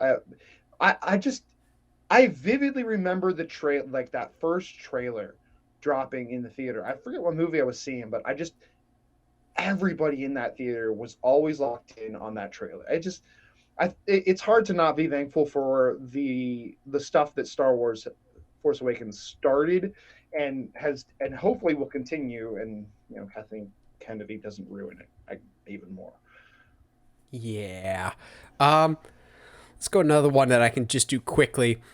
I am thankful for 22 Jump Street for giving me single-handedly the greatest belly laugh I've ever had in a movie, to the point of 22 Jump Street is the only movie that I could think of, except for maybe the original What We Do in the Shadows, that has made me cry from laughing so hard when Ice Cube finds out that everybody finds out that Jonah Hill has been hooking up with his daughter. That is single-handedly the hardest I have ever laughed in the theater, to the point of like my stomach hurt and my eyes were just full of tears from laughing so hard. Oh my gosh. That and What We Do in the Shadows, with the not quite transformation in the original movie. That, oh gosh. I had to pause that movie because I was laughing so hard at it. But I'm thankful for both Jump Street movies, and I'm kind of sad we're probably not going to finish out the trilogy, because it was supposed to cross over with Men in Black, but that never ended up happening, and that got turned into Men in Black International. So yeah, thanks for that, guys, because I remember making the case to somebody of like, honestly, Men in Black needs Jump Street more than Jump Street needs Men in Black right now. But those two movies are done. Wait a second. Did we not get a third Jump Street because of Solo? Wait, what do you mean? Because Lord and Miller left to do Solo. When I'm gonna look it up. When was 22 Jump Street? Was I feel like 2014. So they probably would have left. Crazy. They probably would have left for Solo, which came out in 2018. Yeah, that sounds about right. I mean, that's a 4-year gap, so a lot can happen, but yeah, I wouldn't be surprised. So is the reason we never got a 23 Jump Street because dang it, Solo. All right. I'm going to do a cluster here, because the more and more I think about movies, the more and more I realize that my personality is so informed by just trash comedy movies. So what? No. Yeah. So I'm gonna put together Kung Pao, Hot Shots Part Deuce, and Hot Rod and Hitchhiker's Guide to the Galaxy are like, God, man, like, you watch any of those movies and you'll understand my humor all the time. Like, just a stupid, blatant, disrespectful, sometimes like kind of bad, but like sometimes. I mean, Kung Pao and Hot Shot have not aged well, but like they're still so funny. Oh, I meant you. I mean, yeah. Sometimes bad.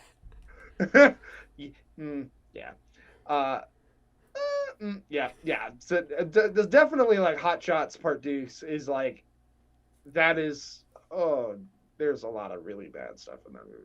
But just like, I'm thankful for comedies that were like, hey, let's do something funny that's just funny for funny's sake. Like along the lines of like Monty Python, of like, that joke only works in this context. There's no way that you can take that,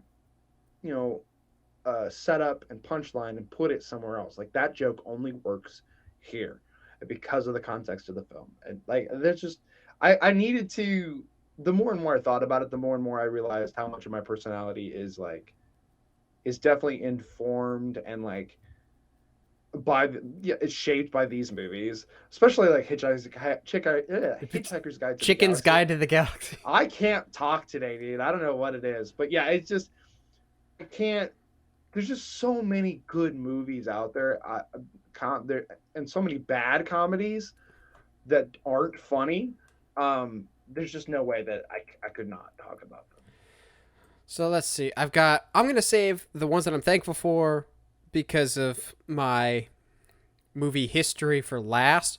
I'll talk about some that I'm thankful for just because of the memories that I have associated with them in relation to like friends and family. So I'm thankful for a movie that doesn't get talked about nearly enough anymore, Liam Neeson's A-Team movie. I'm so thankful for that because I got to see that in theaters with just my mom. It was just me and her. And I didn't think that was the type of movie that she would want to see. She was like, you want to see A-Team? I'm like, okay, cool. Because she had seen the original show. When we get out of it, she's like, that was really good. And A-Team still to this day is one of those like rewatchable. My entire family will go back and watch it. You have to watch the extended cut because, of course, it's probably one of my favorite casts. And I don't think we talk enough about the great humor of like when Murdoch drops the radiator thing on BA's truck, and he's just like, you idiot, you crushed my car, you can't park there, that's a handicap zone. Like, it's just such a good movie. I love it so much, and I just love that time that I got to see it with my mom, not thinking that she was going to enjoy it. Also, I am thankful for most of Man of Steel. I've talked at length about how I have issues with the latter half of it. I don't think it's paced particularly well, but I love the first half of Man of Steel a lot. But I love and I'm thankful for the memory that I have of seeing Man of Steel. We were on vacation in Disneyland, so the complete opposite coast. We were living in Colorado at the time, so not like completely across the country, but I had wanted to see it. I begged and pleaded. It was actually around the time when Man of Steel was coming out that I got into Collider at the time. AMC Movie Talk. Oh yeah, was so a lot of the crew for that I've been watching for about 8 years now. But I remember we passed the Downtown Disney AMC theaters and we're on vacation, so we're like, we don't normally go to the movies on vacation because that's something you can do at home. But I remember just like, please, can I see Man of Steel at midnight? Please, I want to see the midnight release. And Mom had no interest in seeing it whatsoever.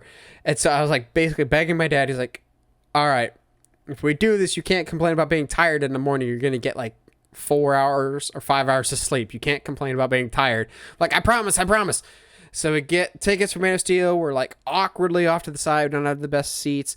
But it was the first DC movie in a while since like the rise of Marvel movies had come out since Iron Man in 2008.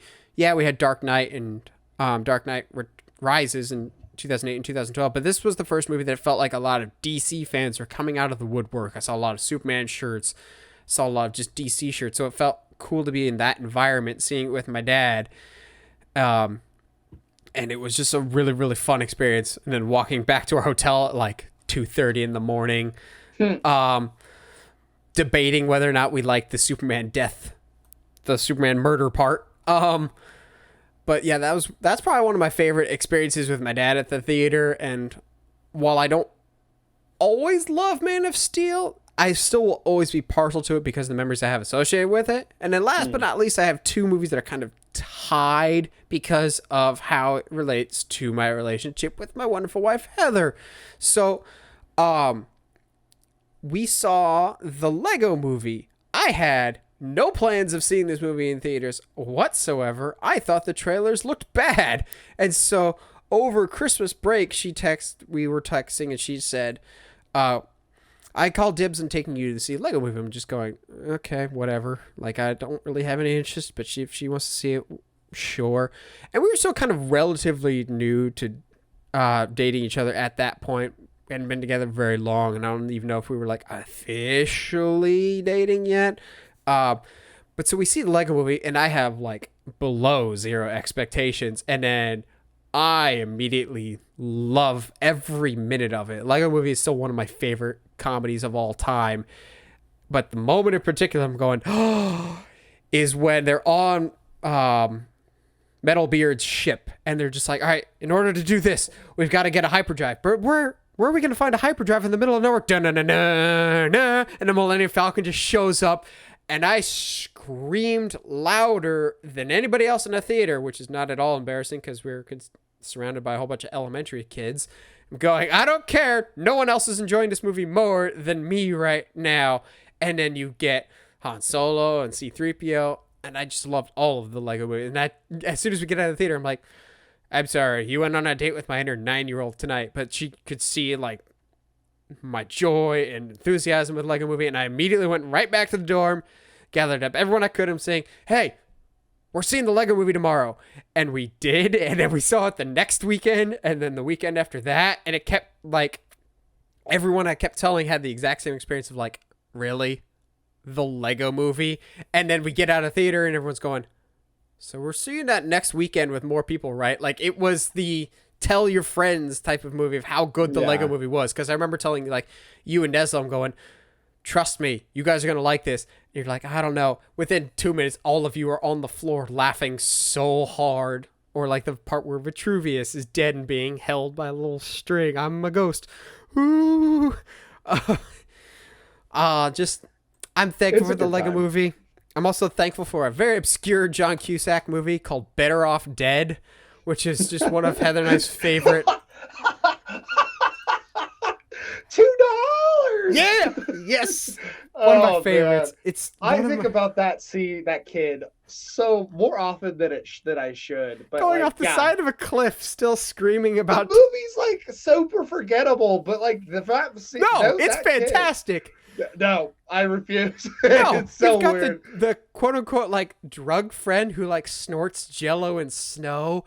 This is pure snow. I can't feel my right arm, and he's moving like the wrong arm. But Better Off Dead still has one of my favorite lines in any comedy. It's a shame people would be throwing away a perfectly good white boy. Like when he falls in the trash can. But that was one of the first comedies that Heather and I watched. We both it's one of our favorites to watch together. It's one of the best.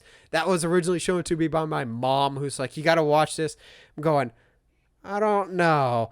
And it's just that warped sense of humor it's just wrong that I love it so much. Gee, Ricky, sorry your mom blew up. Like, just not right, man, but I love it so much. Absolutely. Yeah. I mean, I think like all these movies are definitely one of those like I could talk about Fight Club. I could talk about Sinister, because like those are like the ones like for you and I that I have really, really good memories about, and like I can rewatch them, and I think I've come to appreciate them more as movies themselves now, as watching them by myself as an adult. But yeah, like there's a lot of emotional attachment, and I think at least with these my last ones, my last four, I got 4 as well. Awesome. They're the ones that hit me at the right point in time. I always grab something new from them.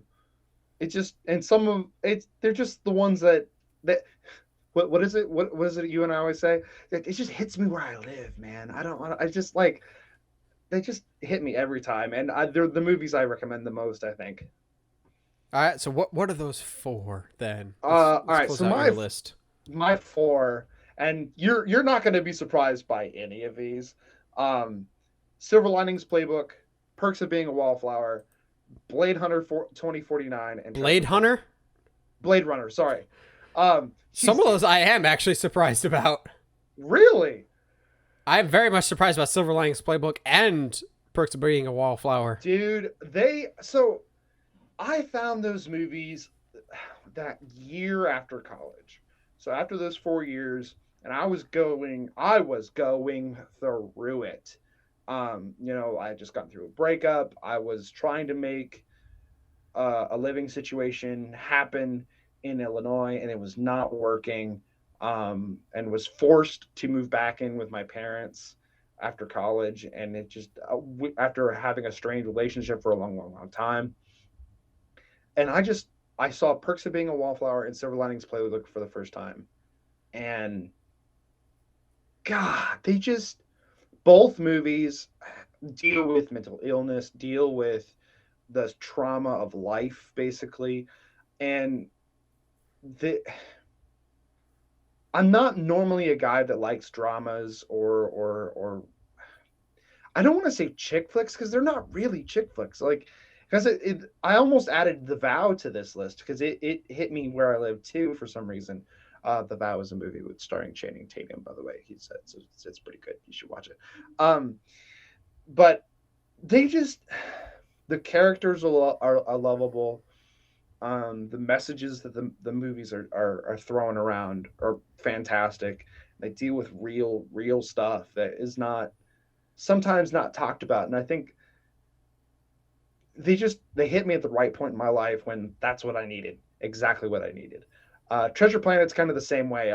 I saw it as a teenager for the first time, like real young, like 13, I think, 13, 14 was like the first time I saw it, and I just felt starting to notice a pattern here, and I don't like it. I felt that I just like I didn't know what I was gonna do, who I was, or what, as most early teenagers do. Um, and Treasure Planet has this, Hawkins is like such a character that like you can see yourself in that you feel lost, you don't know where you're gonna go, but like Hawkins is also like the friend you wish you had of like, yeah, I'm here, we're having a good time, I'll figure it out as we go. And he's charming, and the movie takes place in this world in which I wish was real, that you can sail ships on in space. And screw you, nostalgia critic. It is a wonderful mechanic, and I don't care if it doesn't. Yeah, that's such a. I still hate that nitpick. Sense. I hate that. I love that like the sails are solar, like they take solar energy to sail. Like that makes sense. Solar board is still so wonderful. Dude, everyone's like, I want the hoverboard from Back to the Future. And no, like, that doesn't go over water. No. The solar board is that opening sequence of Treasure Planet is still one of my favorite bits of animation of all time. That match cut, though, when he's a little kid reading under the covers to when he's an adult on the board, just going, ooh, like butter. Yes. Oh, so good. And just, there's so much about Treasure Planet to like. And I saw it at the right time. And Blade Runner 2049 was my introduction to, I want to say hardcore sci-fi, because I saw Blade Runner 2049 before I saw the original Blade Runner. There was obviously some story elements I didn't get the first time I watched Blade Runner 2049 because I hadn't seen the original. But like it was my introduction to really, really heady sci-fi.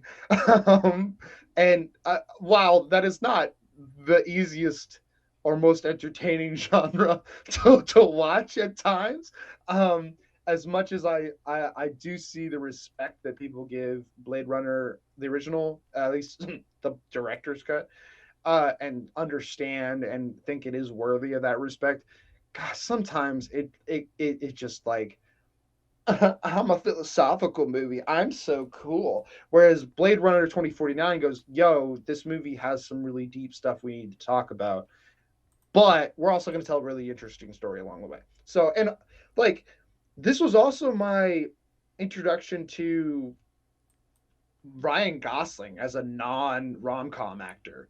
Because like I saw this, and then I saw Drive and Place Between the Pines.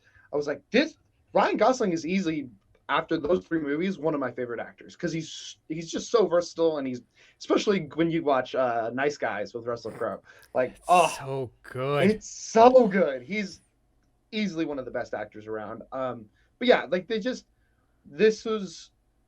I go back and rewatch Blade Runner 2049 at least once every few months, because visually it's incredible. I love Ryan Gosling's character. It's just an interesting story. And like, yeah, so these are like the ones that always hit me where I live, no matter what kind of day I'm having, I watch these. Cool.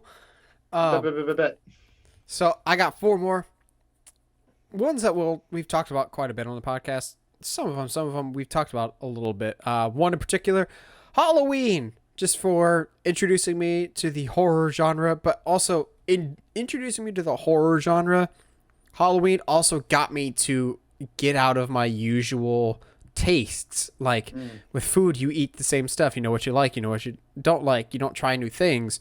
I was kind of the same way with movies for a while, of not my entire life, but like I just kind of like the mainstream stuff of like the superhero movies, the action movies, some comedies. Me getting into horror, I wanted to try to just be like, okay, well, I've never experienced horror movies before and I like it. What are some other things that I've never tried before cinematically that I might end up liking? And so now, like, I really am invested and interested in all kinds of things, not just the stuff that, like, the big attention grabbing, like your Spider-Mans, but I'm interested in the little obscure stuff, the dramas. I won't write off anything unless it's an Uwe Boll movie. In which case, I'll watch that, but for very, very different reasons. Yeah. Then I've talked, of course, at length about Toy Story, because that was my first movie, and I think really that was my first spark that I would love movies for the rest of my life. So yeah, Toy Story will always have a very special place in my heart, so I'm thankful for Toy Story. Let's talk about Fight Club then, because Josh brought it up earlier. I've got to be thankful for Fight Club, because honestly, without Fight Club, I might have met Josh, but I don't know if I would have. Mm-hmm.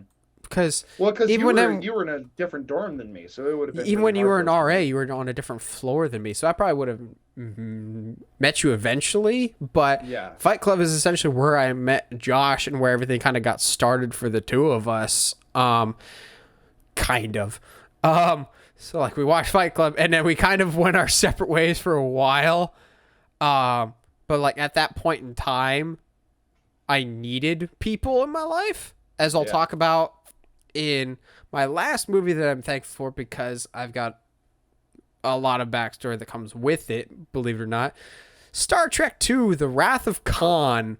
So, at the time, I was a freshman in college, my first semester. This is probably September or October, maybe. So not quite fall break, because I remember when I came home for fall break, I did not want to go back to college. I hated it that much. And that's because, and Josh and I have talked about this before, if we had certain people that more or less were supposed to be a specific thing for people and really were not, and they were the opposite of what they were supposed to be and made living just not a pleasant experience. And so I spent so much time and so much money at Family Video, which we've talked about on the podcast before, but it's basically a dirt cheap version of Blockbuster. And so I, no joke, have spent hundreds of dollars at Family Video over the years before it closed, because so most of the time when you're in school or in college, you like the weekend because you can hang out with your friends.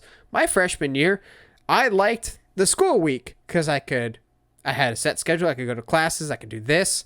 And I dreaded the weekend because I had no friends to spend with. So it was basically me alone with my thoughts for 2 days.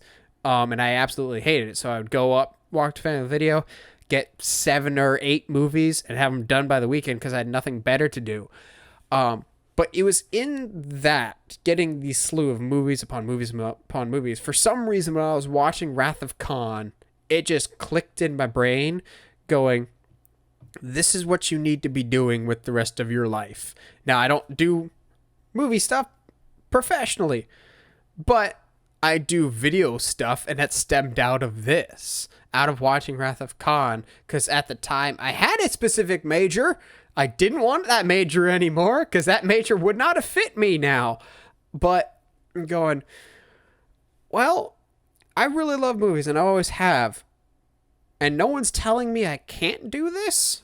So I'm going to do it until someone says I can't do it anymore. And it ended up being my career path that I'm on now with video production type of stuff. And so Wrath of Khan, it's probably one of the better Star Trek movies. It is very good, but for some reason, something about watching that just clicked in my brain that that's what I need to be doing. Because at that time, movies were my friend. And then coming back from fall break, I would met like 1 or 2 people, and it kind of went on from there. It was once I kind of got out of the living situation my freshman year, things did start to turn around and I enjoyed college a lot more. That being said, if I got a chance, I would not go back and redo college. I think it's a complete waste of time.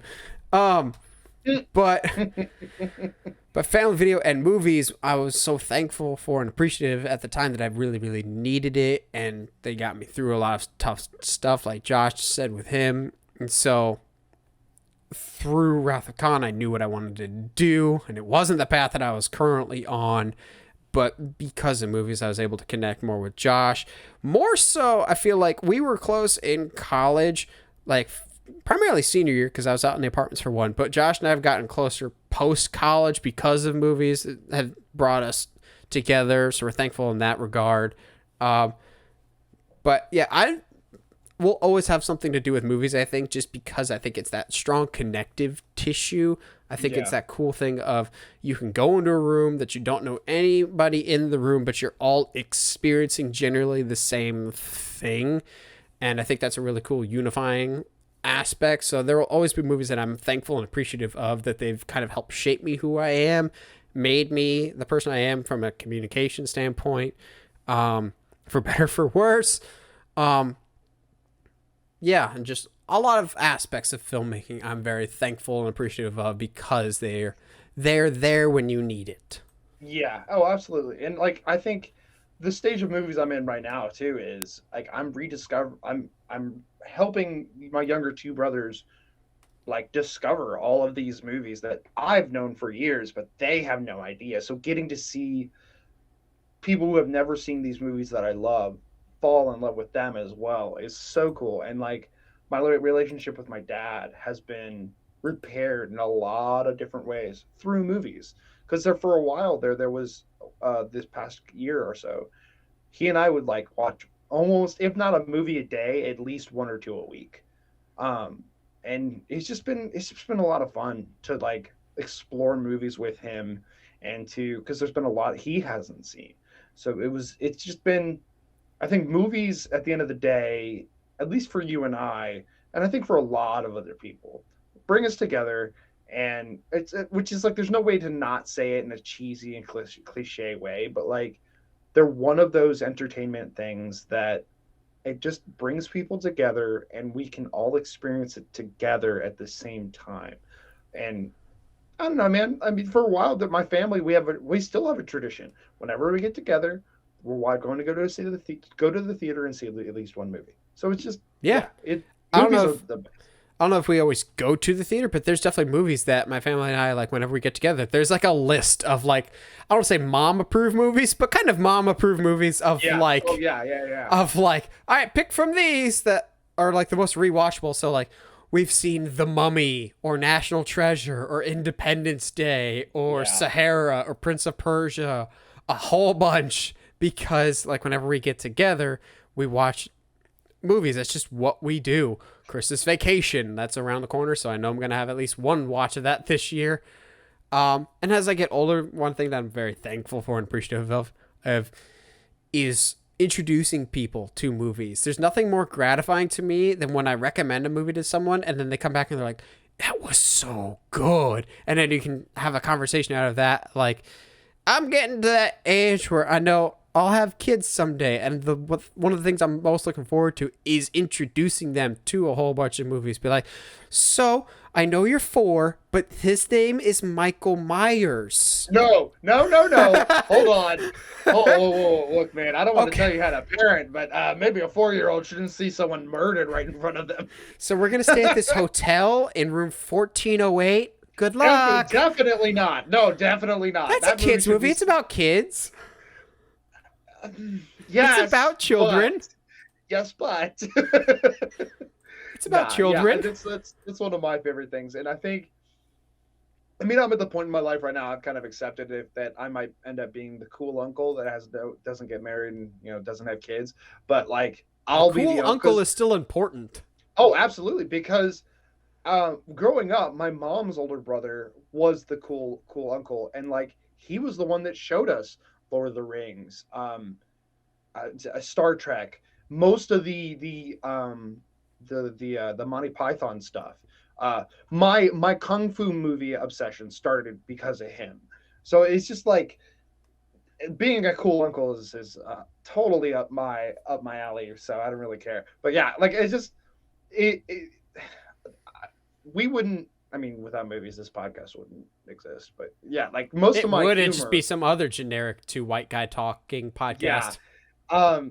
But like the more, and I think through doing this list, the more and more I've realized over this past week that movies and TV shows have really shaped who I am as a person, and my humor, my personality, my outlook on life really has been shaped by movies and TV shows.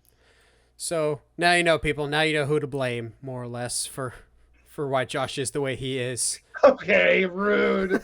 But what about you guys? What are some movies that you're either thankful for, or appreciative of, that they help formulate who you are? That you're just like, I'm glad that that movie's a thing. I'm glad it exists. Let us know in the comments below. We always like hearing from you guys. And as always, if you like what you hear and you want to hear more, subscribe to us on whatever platform you're listening to us on, whether it's iTunes, Spotify, Google Podcasts, or YouTube. And if you haven't already, subscribe to us on YouTube at Uncharted Media. And as always, stay sharp, movie guys and gals.